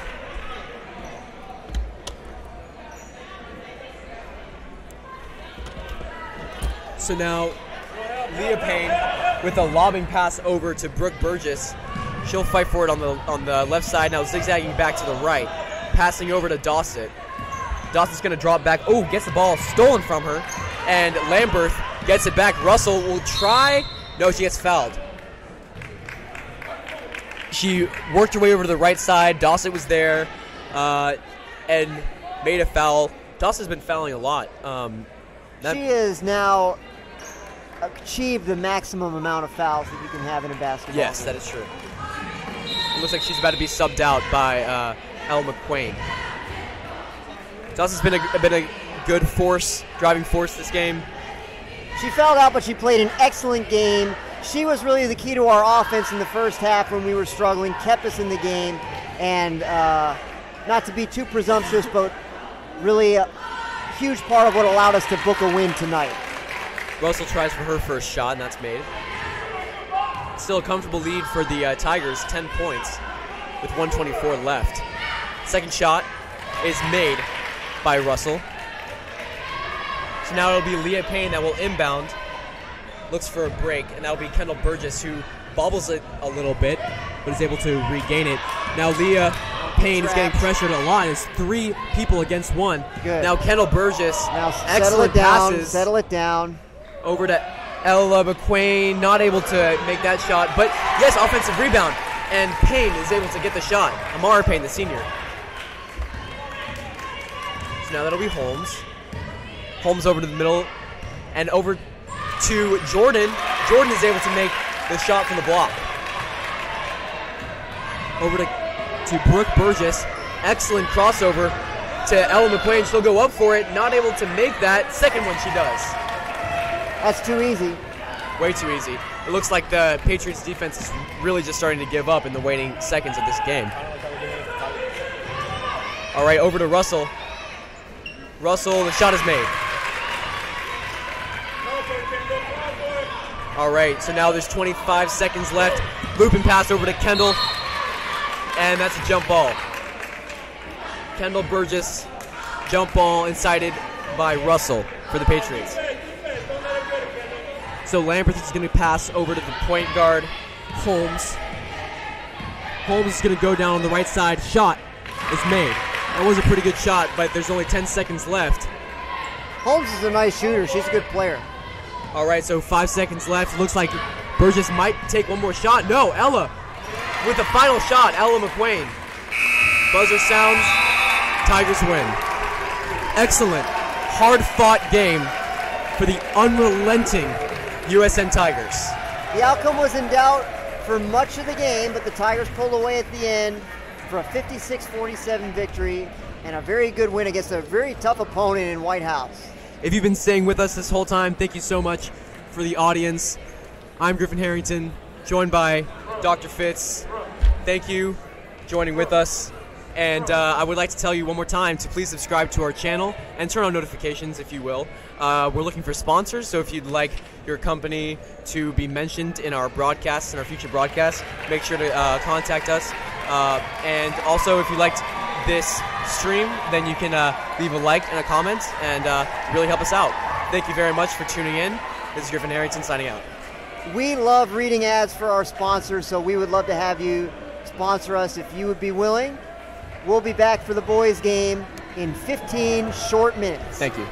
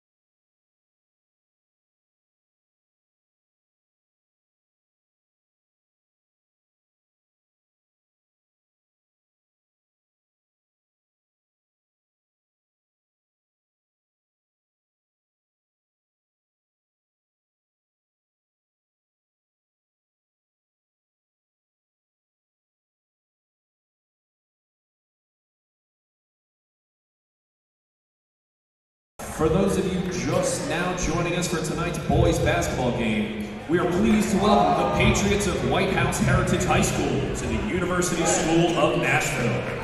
This game is being played according to the rules of the TSSAA. These rules provide for a fair competition among players. Spectators can help promote sportsmanship by observing the rules of fair play. Everyone is requested to take personal responsibility for keeping this game at a high level of sportsmanship. And now, ladies and gentlemen, let's meet tonight's starters. First, for your visiting Patriots, number 20, Josh Bale. Number 5, Jacob Runkle. Number 22, Dylan Stevens. Number 10, Aaron Neely. And number 11, Ethan Friel. The head coach of White House Heritage is Mike Petroni, and he's assisted by Devin Harper. And now, for your USN Tigers, number 1, Jacob Green. Number 2, Will Greenfield. Number 5, William Christie Mizell. Number 24, Connell Gorman. And number 34, Jack Kleiner. Head coach for the Tigers is Mike Jones. He is assisted by Greg Anderson, Tyler Jones, and Bradley Taylor. Welcome to Sperling Gymnasium, everyone, and a very pleasant good evening to you wherever you may be. It is a great joy to be back bringing basketball to you, and it is an even greater joy to be joined in the broadcast booth this evening by the great Itai Eden. Itai, welcome to the game. Thank you so much. I'm really excited to start this season off. It should be a good one. Tigers playing a little bit shorthanded tonight due to some injuries. We'll get into that in the upcoming moments. The Tigers are in the all-white uniforms with Columbia blue lettering, White House Christian in the navy with red lettering, Jack Kleiner to jump it up against Stevens for White House. And the Patriots control the opening tip. It's going to be Neely bringing it into the front court. He gets it over to Stevens. They try to get it down low. Connell contests the pass. He can't come away with it. Now up top, penetrating, getting it over to Stevens. Stevens up high to Bale. Bale settles it down. He's guarded well by Jacob Green. Getting it over to Neely on the right side. Little switch, little screen roll. Pass is deflected, but it went right into the waiting hands of Runkle, and he knocked down a layup. First basket of the evening to White House. They lead 2-0. Christie Mizell attacks the baseline, tries to get a bounce pass to Kleiner. He can't connect with him, and it's a turnover for USN on their opening possession. I believe that's Kleiner's first start, isn't it? As far as I can remember, that's correct. Stevens has it top of the circle. Gets it over to Bale. Bale tries a dribble handoff to Neely. He's got it. 5-second count on. Christie Mizell playing defense. They get it right back to him. Nice little play there. He passed it off to Bale, then cut right to the basket. First two possessions have been lacking in the paint. Obviously, there's something missing. It's a man-to-man defense for White House. Connell gets it to Greenfield. Greenfield looking to Kleiner in the post. Can't find him. Greenfield dribbles it back out, gets it over to Connell. He calls for a screen, receives one from Greenfield. Connell dribbling left, stepping back. A little bit of confusion who should receive the pass, and no one receives it. Neely attacks the basket. He's fouled by Greenfield, and he scores. Now that's just a good finish coupled with some, lazy passes. We saw that on the defensive end by the Tigers, and just now on the offensive end. They're going to give up buckets, and now the timeout. Tigers call for time. You couldn't have a worse start. We turned it over every possession, and they scored every possession. They're definitely not happy with this one so far. Players on their feet for the 30-second timeout, and Coach Jones has plenty to say to the players after a difficult opening, which has the Tigers down 6-0, just a minute and a half into the game. He speaks to the players with great intensity. The players nod their heads in understanding. They'll prepare to box out as Neely will look to finish the and one.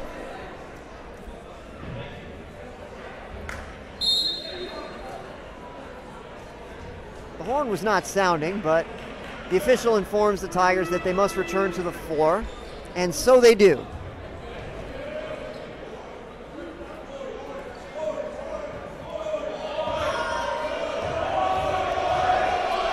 You gotta love to hear those chirps from the crowd. Even though we aren't getting to a good start on the basketball end, the crowd is. That they are. It's 7-0 White House.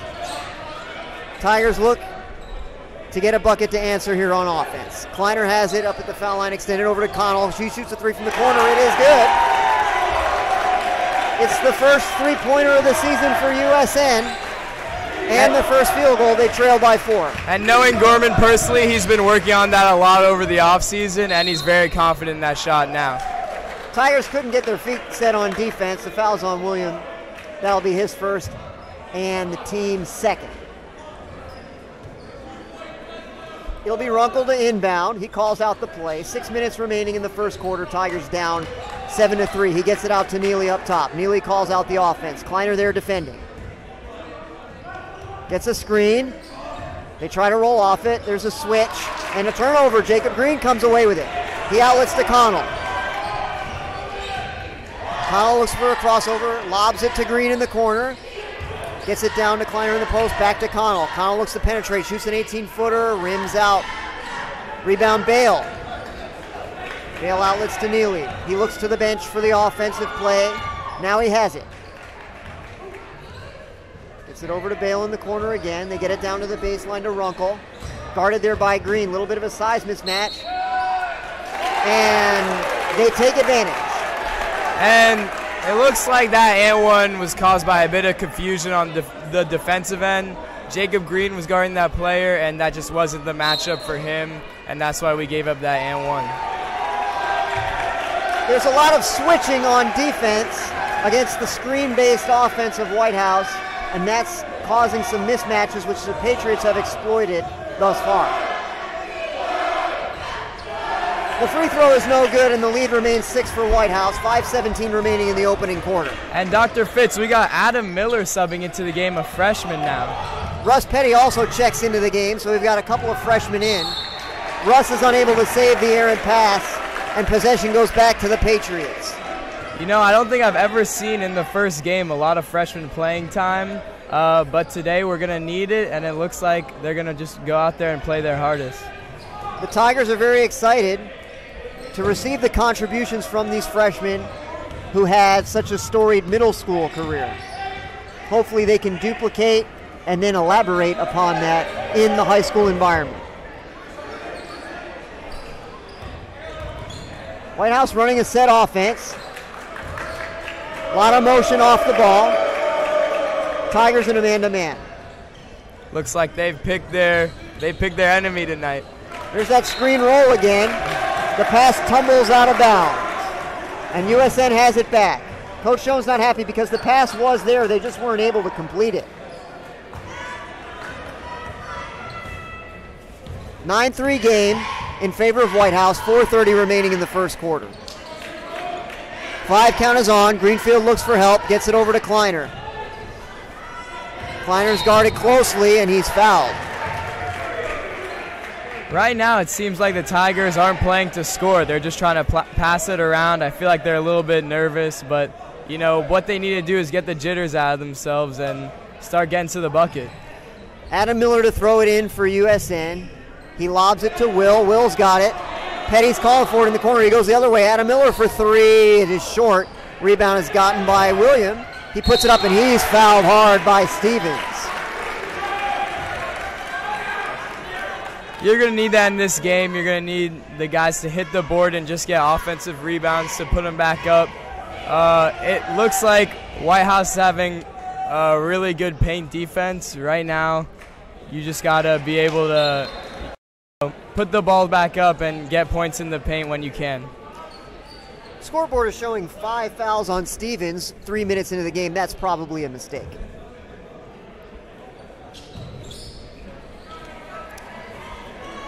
The Tigers come up empty from the foul line. The score remains 9-3 as we approach the halfway mark of the first quarter. Neely brings it into the front court for White House. He shuttles it over to Bale. Bale back to Neely. Guarded closely by William. Looking to get to the baseline. He does. Bounce pass and wide open. There was Runkle. He couldn't finish. Russ Petty the rebound. Over to William. William pulls up from the elbow and he scores. It's the second field goal for the Tigers. They cut the deficit to 9-5 and they're in a man-to-man full court press. Now I like this press now because we're giving them some pressure all the way from the start. And now that's hopefully going to help them not score in the future when they get up to the half court. Neely calls out the play. The 5 count is on. Gets it over into the corner.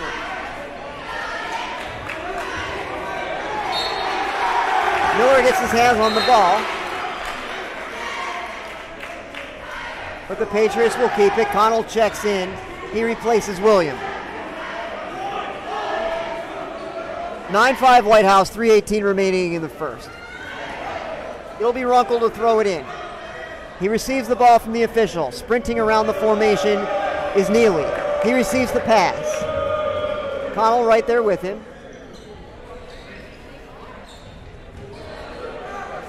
Oh, nice little backdoor play. They get it to Osley. That was beautiful, Dr. And he Fitz. scores. Yeah, that was a nice play.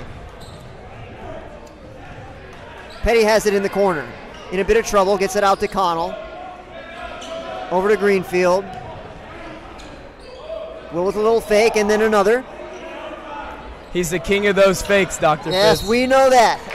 No one better with the ball fake than Mr. Will Greenfield. It's another foul. Each team now with 3 in the first quarter. 2:44 remaining. Connell looking to throw it in. When they get it to Russ. Oh, nice bounce pass to Kleiner, up and in. That's a beautiful play right there off the inbound. Getting it to Russ and then passing right back into Jack. That'll get you some good points. Steal by Greenfield. He looks to attack the baseline. Now kicks it out to Connell. Connell is fouled. Now we got some life back into this Tiger team. Fouls by Guckwith, his first. Connell has the ball, looking to throw it in. Adam Miller comes across. Kleiner looking for it down low, can't get it. Greenfield has it near half court. Deep 3 from Will. It rattles out and out again. Kleiner puts it back up, partially blocked, can't get it to go. Ball's loose. Miller knocks it over to Connell and he's fouled. Way to hustle there by the Tigers. The ball was in contest. No one knew who was going to get it, but the Tigers came out with it and were able to get a foul. Now Gorman's got 2 shots, and hopefully he'll sink them in. You love the hustle. And the Patriots have racked up quite a few fouls here in the last couple of minutes. They now have 5. Still 2:13 remaining in the first. Gorman knocks down the first free throw. It is 11-8.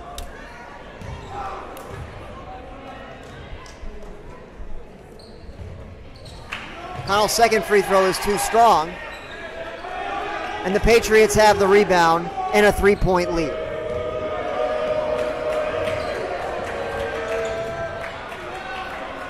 Osley gets it over to Runkle. Runkle to Neely. Neely to Bale. Bale tries a 3. It is good.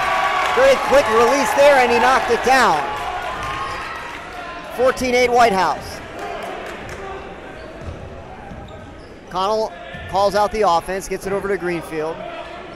Cluster of Tigers over on the right side. Isolated on the left is Russ Petty. Connell looking for a little bit of help. Dribbles back out toward the top of the circle. Kleiner working hard in the post. Up fake. Puts it up. Too strong. Rebound in an outlet over to Neely. He receives instructions from the head coach. They get it over toward the right baseline. Neely over on the wing. Screen against Gorman. He pulls up. Long 2 is well off the mark, and the Tigers will have possession. Tigers have found a new motivation on defense. They're playing hard, they're playing hungry, and they're not letting balls go in the basket. Connell receiving instructions. Nearly has the ball taken away, but they've got a foul on Neely. He's been drawing those fouls tonight. That's his second in the first quarter. A substitute starts to head to the bench but returns to his seat. We're inside a minute left in the first quarter. Kleiner attacks. He scores. The basket is good.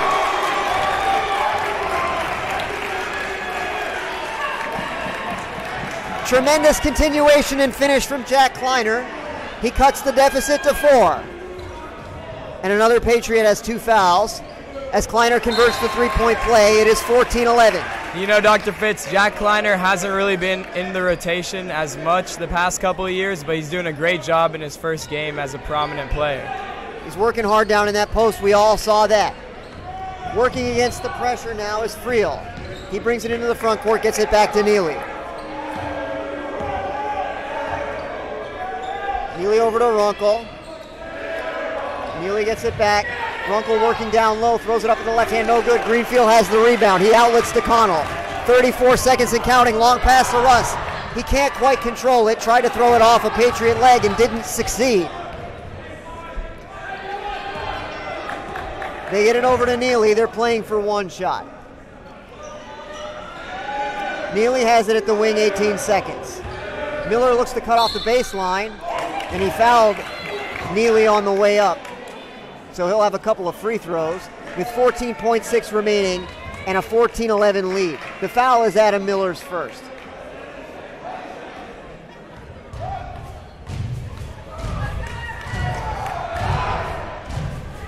The first free throw rattles out, and the lead remains 3 in the ultimate seconds of the opening period. Second free throw is good, and it's 15-11. Will gets it into Connell. The clock runs. We approach 10 seconds. Connell looking to go to his right. Goes over a screen from Kleiner. Fade away, 18-footer, too strong. 4 seconds, rebound Whitehouse. Can they get a shot away? They fire. It rattles out. That was a scary one, Itai. Nearly got it to go. Yeah, almost. You can only imagine if that went in. But nonetheless, bad start from the Tigers. They worked on it, improved. It's 15-11 now, and it looks like they're back to their old ways. Thankfully, that shot fell harmlessly to the ground. The Tigers trailing by 4, as our man Itai said, 15-11. As we prepare for the second quarter. Now, Itai, let's talk a little bit about some of the injury troubles that the Tigers are facing. Yep. We're down 2 of our key players, George Corzine and Graham Elliott. Graham is out for the season, is my understanding, with a torn ACL. How's that going to affect this team? Well, I've heard a lot of rumble from the students. Graham's injury is something big. He was hoping to be a huge role for the Tigers this season after loads of improvement last year. In the paint, he's been working tirelessly, and he's been someone we definitely would have wanted to have this season. But nonetheless, you got to have other people step up. So our big men such as Jack Kleiner, Graydon, Will, Adam Miller, they're going to have to step up. And even George, who's out with a leg injury, he's going to be out 2 to 3 weeks. That's going to hurt the Tigers. But what I'm hearing from the locker room is they're persevering through it. They want to just keep their heads up and keep going and play like, nothing happened. And I'm sure that they will. Whoever is dressed, or these are the people who have to play. On a lighter note, though, I hear the players such as Max Kleiner, Will Greenfield, they're also playing a little under the weather today, so look out for that. They're all sticking it through. They know other people on the team are hurting, and they're just trying to do their best. Tigers have the opening possession of the second quarter, but they turn it over on a travel by Kleiner. So Whitehouse will get it back. They lead by 4. Tigers continuing to pressure.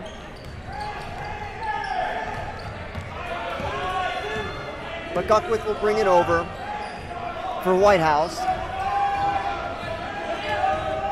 Oh, nice play down there, but the pass was just off the mark, and it's another turnover. So a pair of turnovers, 1 for each side to start the second quarter. The score remains 15-11. William tries a 3. It's partially blocked. And the Patriots have it. Adam Miller playing defense all the way. They get it over to Runkle. Runkle to Osley. Back to Guckwith. Ooh, nearly dragged his pivot foot there. That was close. Trying to get a 5 count. They don't succeed. Down in the corner to Friel. Friel back up top. Good defense by USN. Not many opportunities for White House. And there's the give and go again. I spoke too soon.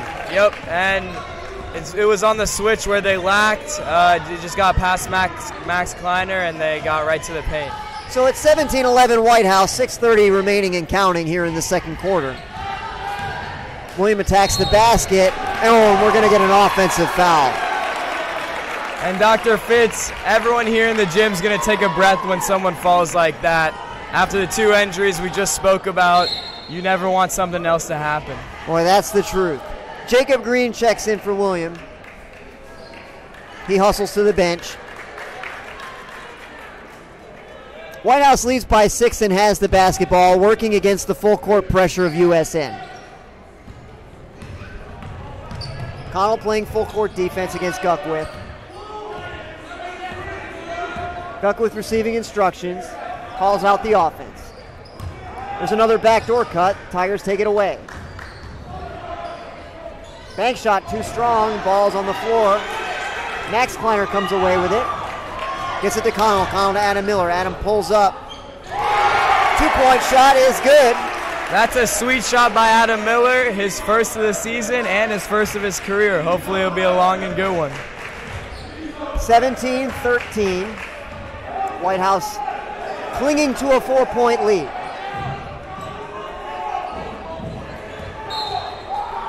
There's a little bit of a foul. Not much, but they make the call. That's, I guess, something you'll get as a freshman. Didn't seem like something necessary, but, you know, he went for it. He'll learn from that. Adam Miller now with a pair of fouls. Jack Kleiner heads to the bench. Adam remains on the floor.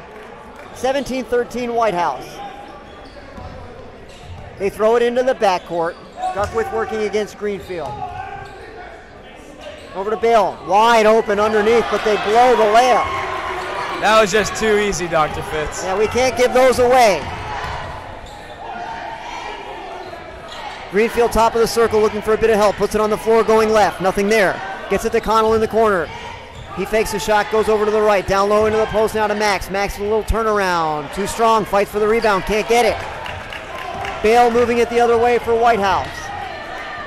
Over to Guckwith. Greenfield playing defense all the way. Down low the baseline, turnaround for Runkle is short. Max Kleiner another rebound. Tiger faithful just waiting to erupt. We need something to happen here on offense. Connell gets free, gets to the elbow. Over to Greenfield. Over to Jacob Green in the corner, gets it back to Greenfield. Greenfield with another three. It is off the mark. Adam Miller, the offensive rebound for USN. He's going right. Gets it out to Jacob. Jacob puts it on the floor. Floater is short. Max has it. He's fouled from behind. So that will be one in the bonus for Max Kleiner. You know, for the shots we're missing, we're making up with hustle. Hustle goes a long way. We saw that in the girls' game. Every loose ball was hotly contested by both teams. It was an excellent game. And you know that hustle will sometimes get you free throws like these, which Max sinks. Just what you need to get back into a game where you're struggling a little bit from the floor. And the Tigers trail now by just 3, 17-14, 4:28 remaining in the opening half. Kleiner scores again. It is 17-15 White House. You got to be able to count on those free throws to get you back in the game. Let's see. I believe they've switched to a zone press there. I wonder if they're going to be in a zone defense. No, still looks like the man-to-man. Good hands there, a little bit of a deflection. The Patriots will keep it. Connell's got some words with the ref. That's nothing new, though. Always respectful, though, Itai. We know that. Yes, sir, of course. Three on the way from Bale. It is good. That is his second of the opening half. 20-15, White House. They got to know that Bale's a sharpshooter. Connell's fouled from behind. That was the right call. Bale got some arm as he tried to poke a little bit of a steal from the rear. But he didn't succeed, and it's the 9th foul against White House just 12 minutes into the game. And it is the 3rd against Bale, so he'll report to the bench. You know, White House has been doing a great job on both ends of the court, but they're really having some trouble with the foul issues. I'm not sure what's causing that, if that's the team they're like, but they're just giving up points to USN. Connell didn't finish it on that one, but they're going to need to stop doing that. Neely advances into the front court for White House. He's working against Connell. They switch. They try to get that screen roll again. It's a little bit of a mismatch. Tremendous athletic play from Connell to get a steal. He's bringing it the other way, dribbles to the corner, now circles back out, looking for help. Doesn't find any, and it's a turnover. Here comes Neely for White House. He brings it up the left side. He's going to take it himself down the baseline. Spins the other way. Nothing there. Connell with nice defense. Runkle attacks Greenfield, gets past him, and Kleiner came over and fouled on the help defense.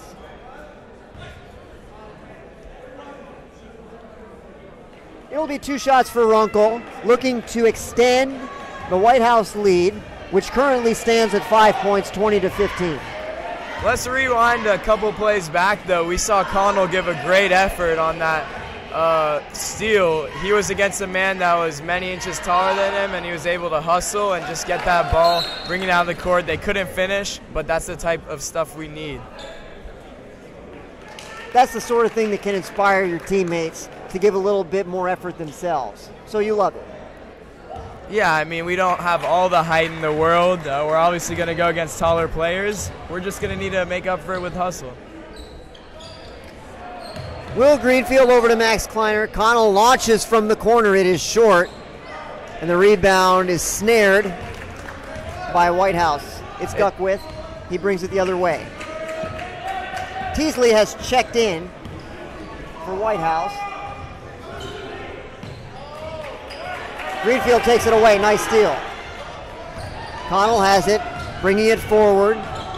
Nice little crossover. The bounce pass was intercepted.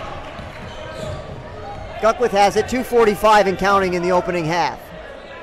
Now that's something you're going to see with a team that just hasn't quite meshed yet. We've seen some variance in the team's roster, and it's just not going to be there the first game out. Greenfield had a tremendous steal, and he tried to get it to Petty in the open floor, but the pass was a bit too strong. And the ball goes back to White House as the play has been a little sloppy here in the last several possessions. Tigers really look frustrated. Each team here has a great opportunity to do something significant in the waning minutes of the half. The Tigers could tie this game, or White House could push it to double digits. Let's see what happens. We're going to have a little bit of a foul on Connell. He rode Osley a little bit too hard to the right side, and it'll be 1 in the bonus with 2:08 remaining in the first half.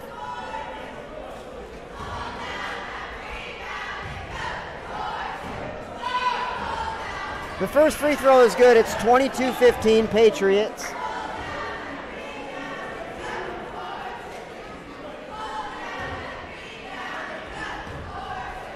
Mosley has it again. 1 dribble and a fire. And he scores another point. It's 23-15. Here comes Connell.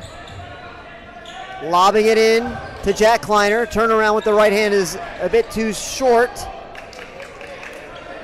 And the Patriots struggle for the rebound but gather it. And you just want a stronger finish on that one. Look kind of out of control. If he could just get in a better, nicer, tighter finish, it would have fared better for the Tigers. Very much a Princeton-style offense for White House. A lot of back cutting, a lot of off-ball screens. And they've freed themselves up for some layups tonight. And you know, Dr. Fitz, they're really quick, so that works. It seems like the Tigers are having trouble keeping up with them. They're moving fast, cutting behind the back door, and they're getting easy buckets because of it. White House with the ball under the offensive basket. 90 seconds in the first half. White House leading by 8, 23-15. Teasley now with the ball, standing on the USN Tiger at center court. It's Runkle over to Teasley. Minute 15 now. Here's the back door, nothing there. Good defense by Petty. Going down the baseline is Runkle. Oh, a beautiful left-hand reverse layup and a foul. Tremendous finish from Runkle. That was just too easy. You know, you saw him blow right by the defender and get under the basket. That just shows you how quick they are. Fouls on Will Greenfield, his second. The lead is now 10 for White House, and it remains 10 after the miss. Adam Miller gets the rebound off a bounce, gets it over to Connell. 1 minute now remaining in the first half. Connell with a high dribble. You got to hope the Tigers end on a good note. You know, they want to go into the half not down by 10, and there Jack does it. Jack Kleiner with a nice conversion after he was overplayed by the Patriot defense. Tigers need a stop. We're at 40 seconds. 25-17 White House.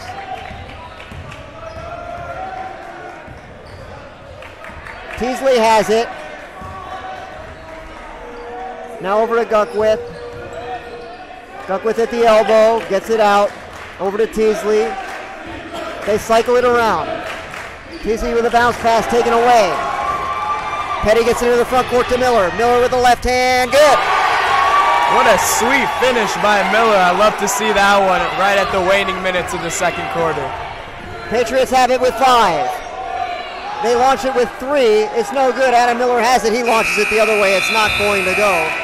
And the half comes to an end. The scoreboard showing White House 25, USN 19. Itai, your thoughts on the opening half? Like I said, we had a rocky start, came back from it a little, and then just went right back to where we came from. USN started playing sloppy in the second quarter, but towards the end, we started cleaning it up. Of course, it's 25-19 now, and we're looking better. The Tigers are just going to have to hope to clean it up and get their stuff together. Tigers ended the half with 4 consecutive points, gained a little momentum, and we'll hope that that momentum carries into the second half. We'll bring that second half to you in just 9.5 short minutes. See you then.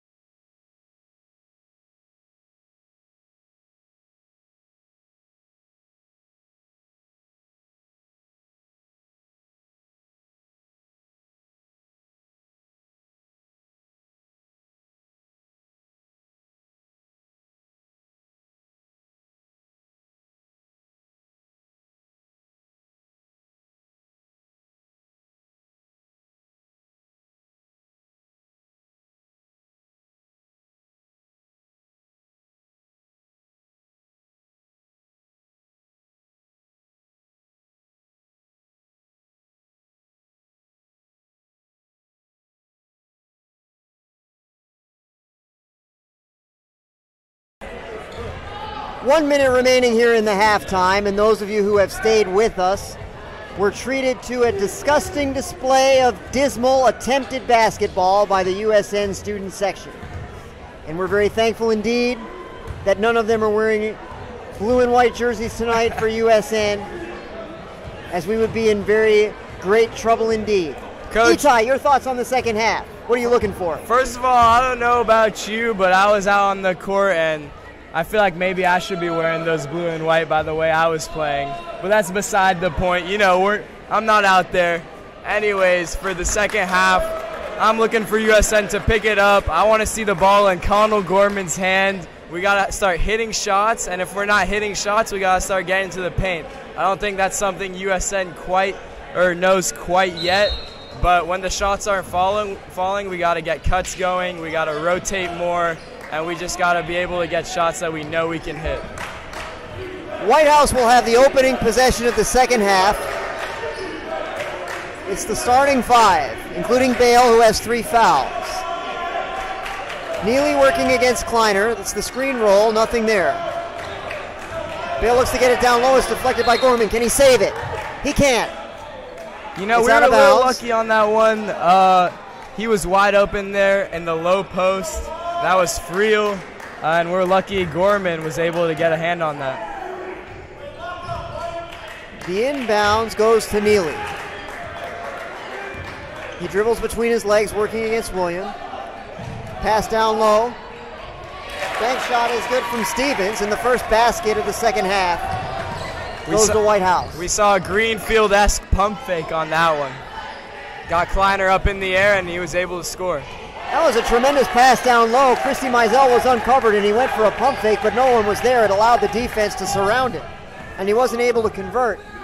27-19 White House in the early going of the third quarter.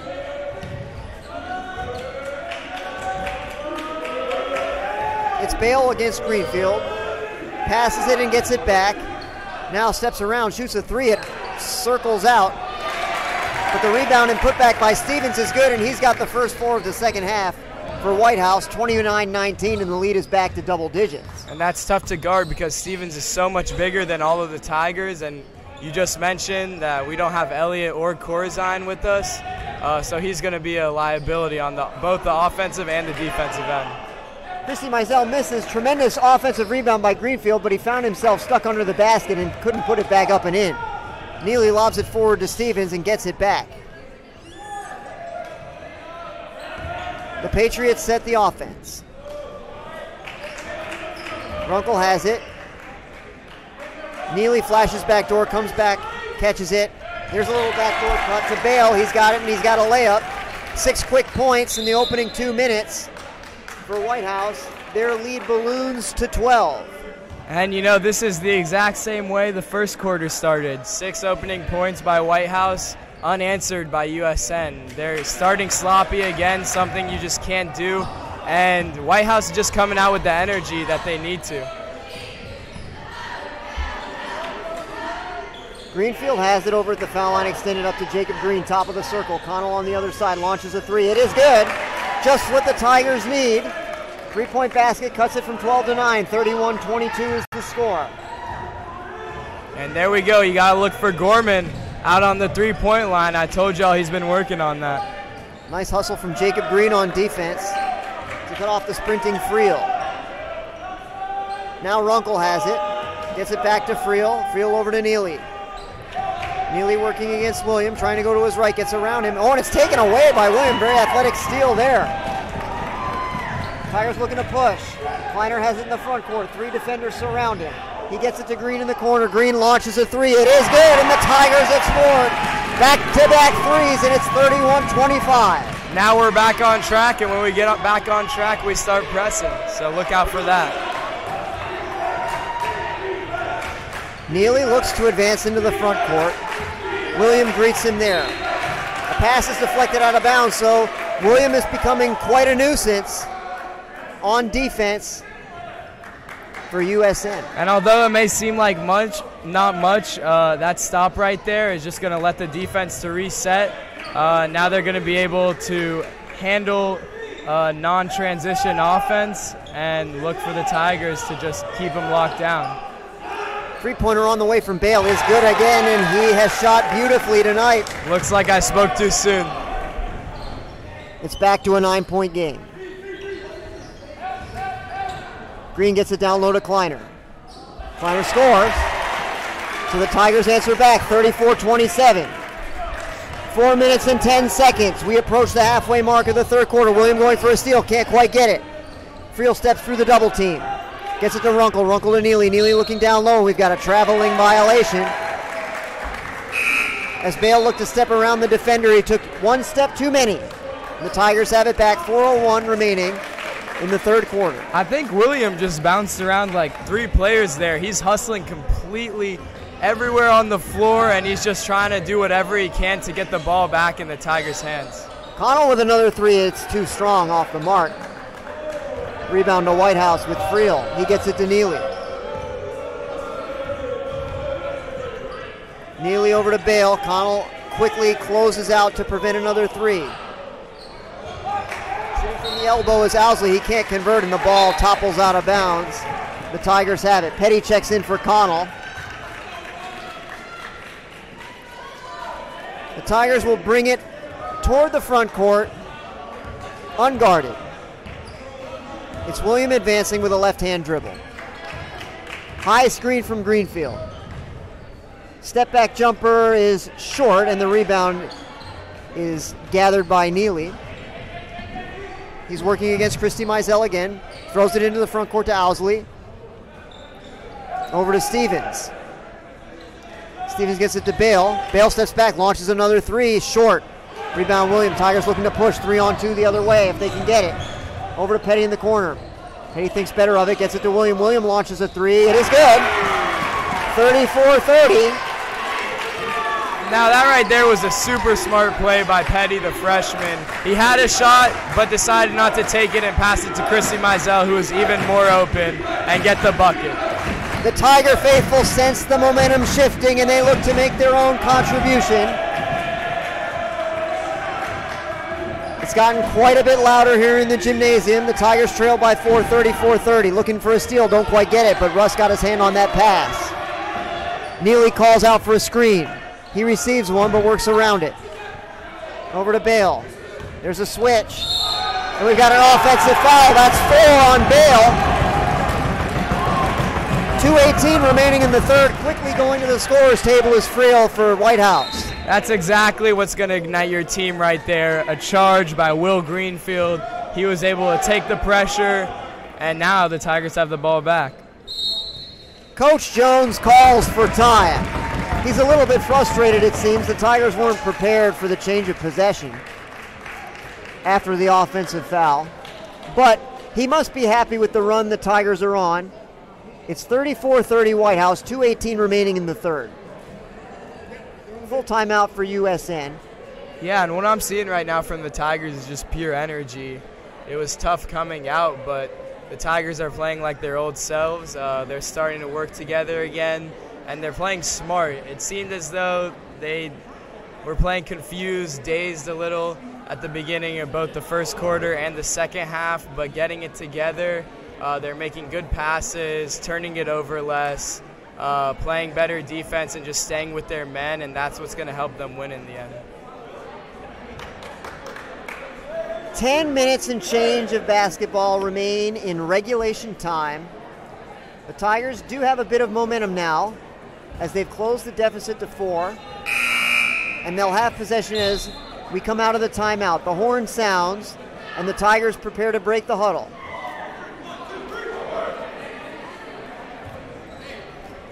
It's the same 5 on the floor that we just had.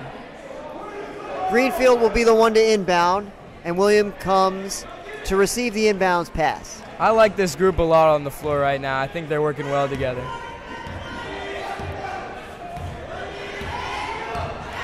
The Patriots remain in a man-to-man defense. Greenfield with a high screen. The Patriots switch. Miller guarded closely, needs a little bit of help. Gets it over to Christy Mizell. He picks up his dribble, and he threw it out of bounds. Sloppy turnover for USN out of the timeout. Their deficit remains 4. White House with the ball coming the other way. Neely's pass is deflected by William, who continues to pester the opposing guards. Well, for what he messes up on offense, he's making up for on defense, so at least we have that. White House has it now, leading by 4. Stevens over on the wing. Up top to Friel. Friel over to Neely, gets it down low to Stevens, passes it from the air to Friel. He can't finish. Miller can't collect the rebound. Another possession, and there's a score and a foul. Tough foul there for Jack Kleiner. Friel cut into the basket very nicely, and he finished. That ball movement really caught the Tigers off guard. It seemed as though they didn't know where it was going to go next. The ball just kept moving from one side of the court to another, and in the end it caused that and one, but he did miss it. So the lead is just 6, 36-30 in favor of White House. Will Greenfield cuts back door and an excellent pass to Kleiner. He scores, and he's fouled. What an offensive play for the Tigers there, Itai. That was one of the prettiest plays I've seen in all my days commentating on USN Tigers basketball. That looked professional to me. Greenfield with just that little tap pass into Kleiner. That was something he'll remember. That's the classic Will Greenfield savvy right there. Basketball IQ, flash with the back cut, and knew right where his teammate was. As soon as he collected that pass, he got it away to Kleiner, who converts the three-point play. It's 36-33 in favor of White House, 1:10 and counting in the third quarter. Looks like this pressure is doing a lot to White House. You know, they're feeling nervous now. We got him in a little bit of a bunch. Nearly another turnover, but the Patriots have it back. A lot of motion on offense. They get it down low to Owsley. He turns around and can't convert. Miller taps the rebound, but it's out of bounds off of White House, and the Tigers will have it. Trailing by a single possession, they have the opportunity to tie it on this very trip up the floor. Looks like they're going to wait till the last shot. That's not usually the USN way to play for one shot. Christy Mizell gets to the basket, but it's too strong. Right. Steal by Greenfield. He puts up a floater. It's no good. The ball is loose. Now Owsley has it. The Tigers retreat into the defense. 22 seconds and counting. Stretchin checks in for USN, the other freshman. We've seen all three thus far this evening. Over in the corner, Freeland uncontested three, no good. Rebound is loose on the floor, and that's a bad offensive rebound for the Tigers to give away in that situation. You know, the other play we saw Adam Miller go straight up with his hands, not foul. With the lack of height now concerning injuries, we're just going to have to go straight up every time. You can't give these easy free throws away to opponents. It's just not the way you're going to win. The free throw is airballed by Runkle, and the Tiger lead remains 3. The Tiger deficit remains 3, 36-33, 4.2 remaining. Second free throw is no good. It's another offensive rebound stolen by Stretchin. Can he get a shot away? He does not. And the third period harmlessly comes to an end. Your score, White House 36, USN 33. The Tigers cut the deficit a little bit that period, Itai. Yeah, it's good to see it now be a three-point game. We hit some threes near the beginning and had some great shots in the paint. I saw Will Greenfield and William Christie Mizell really step up. They're leading the team right now, and as some of the only upperclassmen, it's great to see that they're able to be vocal and physical leaders on the court. 8 minutes remain in regulation time. And just as we saw in the girls' game was tied going into the fourth quarter, 31-31. USN poured it on in the fourth quarter and cruised to victory. Hopefully the boys' side can do the same. But they do not have a tie game. They have a 3-point deficit. What you're going to see right now is a Tigers team that's playing from down. This tends to be the case many times for the Tigers. They often get themselves in a hole, and they like to fight it out at the end. They like They like to make it interesting for their fans, for us. But I think they're going to give it their all this last quarter, and they know they can win this game. They just got to put their best out these final 8 minutes. I can't say with absolute certainty, but it's been my impression that the Tigers have played more players throughout the game for more minutes than the Patriots have. So hopefully that means we're a little bit fresher going into the fourth quarter, and we'll have a little bit more to give in the waning minutes when we need to turn our present deficit into a lead. Scretchen gets it in to William Christie Mizell, and the clock runs in the fourth quarter. He gets a high screen from Greenfield, passes it up, goes left. Scretchen goes to the baseline, up to Greenfield. Top of the circle, three-pointers off to the right, no good. Rebound Runkle, pass is deflected. But Whitehouse still has it. Unfortunately, that three for Greenfield hasn't been hitting. Quickly to the basket is Neely, and he's uncontested. Makes a layup, 38-33 Whitehouse. Scretchen floater is short. Rebound Stevens. Stevens over to Neely. Neely receives the offensive instructions from the away bench and gets it over to Friel. Friel into the high post. Runkle gets it to Stevens, and he puts it in. Receiving the pass in the air and releasing the shot, also while airborne. Greenfield launches a three, trying to answer. He can't do it. The first 4 points of the fourth quarter belong to Whitehouse, and they also have possession of the basketball with a 7-point lead. Like I said earlier, the Tigers' shots really aren't hitting right now. It's time to get in the paint and do what they know best. Runkle with a nice pass to Stevens. He can't finish. Stevens had a good look there. Could have pushed it to 9. He didn't knock it down. Petty gets around his man. He's fouled hard by Stevens. You love to see Will quick to get Petty up. Good teammate, good work all around there, and I love to see Petty drawing that foul, actually. Connell heads to the scorer's table and will check in after the first free throw, I believe, which is no good. Connell checks in for Josh Scretchen. Russ's first free throw was no good. The deficit for USN remains 7. Russ's second free throw is good. That's Russ Petty's first score as a USN Tiger. Many more to come. Tigers trail 40-34. Neely moves into the front court. And we've got a foul on the floor. It's going to be on William, I'm pretty sure. Just got a little bit out of position. And that led to the foul. 3 team fouls on USN. Likewise, Whitehouse with 3 team fouls. 6:15 and running in the fourth quarter. High screen and roll. Guckwith trying to get a back cut. Pass was deflected. He's got it back. Greenfield on him. Lobs it down low to Runkle. Runkle's caught under the basket. Great pass to Stevens. The help defense freed Stevens. And he converts. It's 42-34 Whitehouse.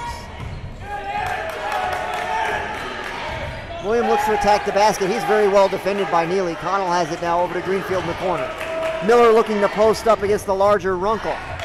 Greenfield attacks the baseline. Now spins baseline. He can't get the shot to go. Coach Jones thought he was fouled. Petty had the rebound. He couldn't score.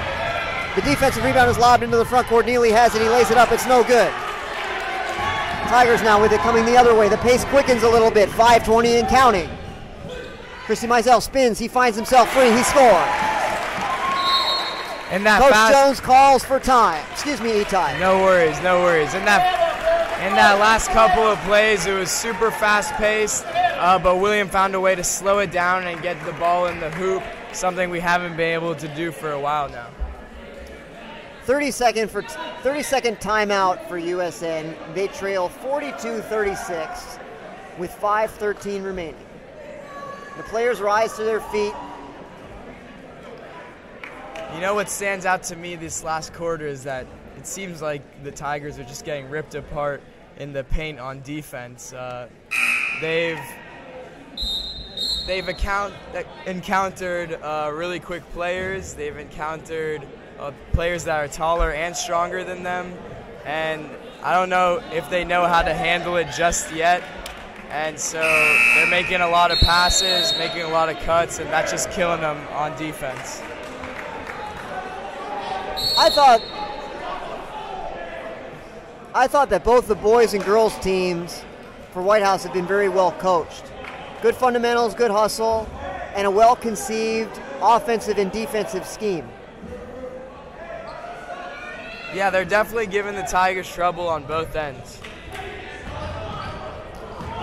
Inbounds pass is gathered by Friel. He gets it into the front court, gets it to Stevens. Stevens working against Adam Miller. Nice pass down low to Guckwith. He circles under the baseline, then gets to the middle. Shot is contested by Petty, and it's no good. Greenfield the rebound. Greenfield gets some help, gets it over to Connell. Under 5 minutes now. Connell's unguarded. He doesn't shoot it. Gets it over to Greenfield. Greenfield puts it on the floor. He's going to the basket, and it's going to be an offensive foul. He doesn't like the call. What do you think about it, Dr. Fitz? I didn't see it. I think it was a no call. He didn't contact the defender head on. The defender seemed to be well set, so I didn't really see a foul. White House can't make anything out of the 2-on-2. A couple of passes got away. Christy Mizell with the steal. Can he get a layup? He can. 42-38. We're down to 4:30 and counting. It's one of the few fast break points by the Tigers, something we're going to have to take advantage of in these last couple minutes. The Tigers just won't go away. Their deficits have grown from time to time, but they keep closing them. They're going to have to turn it into a lead at some point. The three from Neely is an air ball.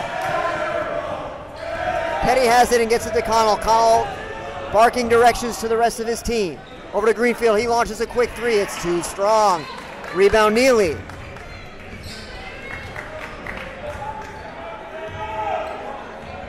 Neely has it now. Looking for help, gets it to Stevens in the high post. Stevens puts it on the floor, and that's an offensive foul. Yes, indeed. He lowered the shoulder and knocked Will Greenfield to the ground. Just when Will gives one, he gets one back. Will's calling to the ref now. Not sure about what. Oh. Got to get the court clean. It'd be a shame if anyone slipped over there. Can't have another injury. Will Greenfield is a very needy individual, always calling for things to be cleaned up. But he's willing to do it himself, we see. But you can't help but notice his care for others, and you know he wants everyone to be safe. Although he is needy, I'll give it to you. I wouldn't say it if we didn't know what a great kid he was. He sets a high screen for William. William gets to the basket, lays it up and in. And it's 42-40. All of a sudden, the Tiger deficit is down to a single basket. Tension mounting here in Sperling. Stevens over to Runkle to Neely. Stevens cuts through the lane. Pass is not there. Three-pointer on the way from Guckwith. It's off to the right. The rebound is loose. Greenfield has it. He outlets to Connell. Connell brings it up the left. Excuse me, Etai. Guswick missed there, but that was way too open, and the Tigers just kind of lapsed on defense there. Connell gets it out to Russ. Russ over to Will. Will launches another three. He can't find one tonight. Bale the rebound. White House looking to slow it down. They lead by 2. Timeout, White House. You know, Dr. Fitz, Coach Jones was not happy with that last three-pointer by Will. He's been shooting a bunch of those this game, and they just haven't been dropping. Obviously, you want to see him be confident, see him keep taking it, have the green light, but when it's not going for you, it's not going for you. So they might as well just move into the paint now when it's such a close game. We'll see what the Tigers' offensive strategy is. On their next possession, it will be White House basketball coming out of the 30-second timeout. But the Tigers need a well-orchestrated plan to convert on offense as they look to change their 2-point deficit into, at worst, a tie, or at best, a 1-point lead if one of these 3-point baskets can be knocked down. You know, I believe if the Tigers get up, it'll be their first lead of the game. That's a crazy thing to think of. Neely has it. He's guarded well by Russ Petty.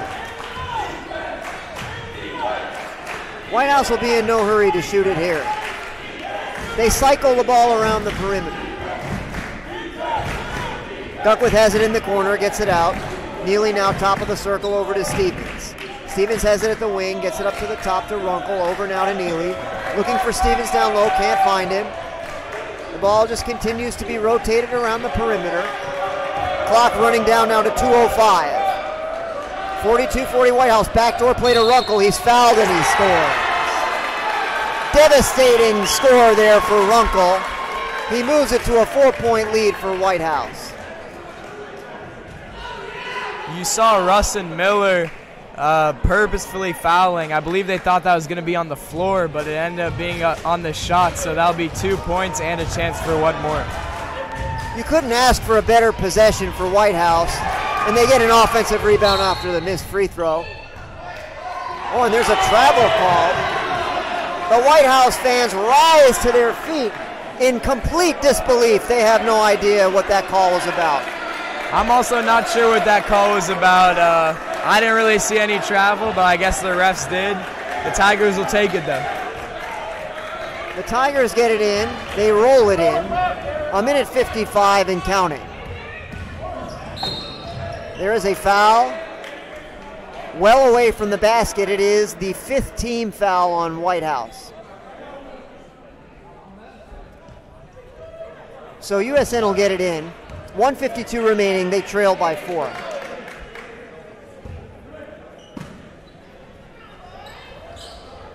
Miller has it in the corner. Back to Connell up near the top. Russ flashes through. He's got it up at the foul line. Over to William. William looking to put it on the floor. He does. Crosses over to the left. Spins right. Bounce pass to Will. It is off. No, that's a mistake. The ball went off of a Patriot player's leg, but it was not well seen by the official. I believe you saw Will kind of not go for the ball at the end. That's because he knew it was off the Patriots' leg, but there we go. They got the ball, and it looks like they get 2 more. They got a 2-on-1 right out of the inbounds play, and they executed it well. 46-40 to White House. Will puts it on the floor, going left. It's poked away from behind by Stevens, and it's a turnover.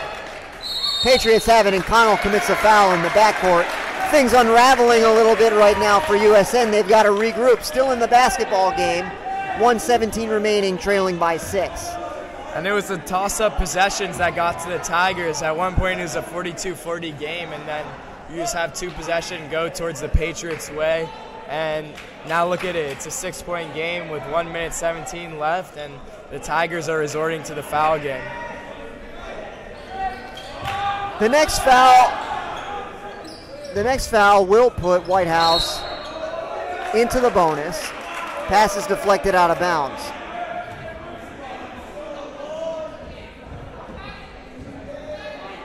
White House keeps it, 1:14 left. They get it into Duckworth, and there's a foul. Foul's on William. It will be 1 in the bonus for White House. They lead by 6. William has 4 fouls.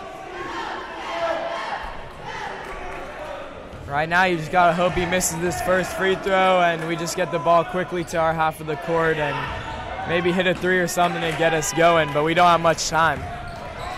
Well, we've got the first part of it, which is the miss. Connell pulls up from 10 feet. It's off to the right. No good. Defensive rebound for White House. Duckworth slows it down, circles back, and he's fouled by Connell. Connell with a bit of a look of defeat, which is unfortunate to see. We're under a minute now, 57.6 remaining. Score remains 46-40 in favor of the Patriots of White House. 1 in the bonus for Duckworth. His first free throw spins out. Rebound Christy Mizell. Tigers with a bit of hustle now. He launches a deep 3, short. Rebound Connell. Connell dribbles out, looking for some help. Will's got it. Will steps back. Will tries a 3, just off the marks. Halfway down, came back out. Connell fouls again. Still plenty of time, and yet the time is running quickly. 39.7 remaining. Connell has 4 fouls now. And you would hope that 3-ball would finally start going for him, but even in the last minute, the Tigers really can't get the lid off the basket. If we could just get one of these 3-pointers to fall, that would really breathe some life into this team. They look like they're starting to sense that a defeat is coming. Right, 40 seconds is a good amount of time, more than it seems, but when you're not hitting shots, it's not going to get you anywhere. Rebound Miller after the second free throw, 47-40 White House. William attacks the basket, lays it up and in. Clock running, 30 seconds. Runkle looking to throw it in. He's got it in to Bale, gets it back. Now back to Bale. Foul on Petty, I believe, in the backcourt. That's 10 now on USN, so White House is in the double bonus and will shoot 2 free throws. It'll be Bale at the line. He's shot well tonight from 3-point range. We'll see how he does from the foul line. The first one is perfect, and the lead is restored to 6 points. 48-42, 22 and half a second remaining in the fourth quarter. Russ has it in the corner over to William. William launches a 3. It's good. Coach Jones calls for time. 49-45. The Tigers clinging to the life that they have. They trail by 4. Okay, 4-point game, about 15 seconds left. You just got to keep fouling here and hope you come back, hit a 3, and just hope they miss as many free throws as possible. Likely you're going to have to send them to the line twice if you want to get back in this game. So we'll see. White House's coach was irate after that 3-pointer was made. I think it was because he thought Petty had traveled, but the rest didn't call it. Well, they could have made that call. It was very close. He did a little bunny hop over there in the corner. But no call was made. And William knocked down a key 3-pointer to cut the deficit from 7 to 4. White House will inbound from under their own basket, leading by 4 points. And I don't doubt that the Tigers will foul as quickly as they can once the inbounds pass is completed. Let's see what they do here. They get it into Guckwith, back to Runkle. Runkle over to Bale. They're not fouling. They get it in the front court to Guckwith. Can they run the clock out? They may have just run it out. That took far too long, Itai. Way too much trouble fouling there. They just couldn't get their hands on another guy. That's really going to hurt them in the end. 7 seconds left. They cut off a good 8 seconds from the time. And it's barely enough time to get 2 possessions in. Connell nobly did his job, committing the necessary fouls, and he is fouled out of the game with 7 seconds remaining. And USN now trailing by 5, 50-45 after the made free throw by Bale. The second free throw is likewise good, and it's 51-45. In the final 7 seconds, they get it up to Russ. Russ pulls up from the foul line, bank shot good. But the clock runs out. And the game is over. Your final score from Sperling, White House 51 and USN 47. Itai, your final thoughts on tonight's game? That's a tough end to the game. I mean, what I think big picture about this game is that the Tigers had a new rotation of about 6 new guys, something that usually isn't how they start off their season. You know, they're just working together, overcoming a lot of adversity and new players. They're learning to work with each other. It's their first game. They didn't play as well as they'd like to, but moving forward, they know that they're going to have to do better, and they know that this game was something they kind of let get away from them. Tough loss tonight from the Tigers, but certainly a lot to learn from it. We really appreciate your being with us. If you would like to help sponsor USN Broadcasting, you can reach out to the USN Broadcasting Club. That's Joe Oram, or of course the great athletic director Josh Scouten. So for my man Itai Eden, This is your humble commentator, Dr. Fitz, Itai. Just want to say shout out, Kay. Thank you, Itai. No better way to end a broadcast than that. Thank you very much for being with us, and we will see you Thank guys y'all so much. next time.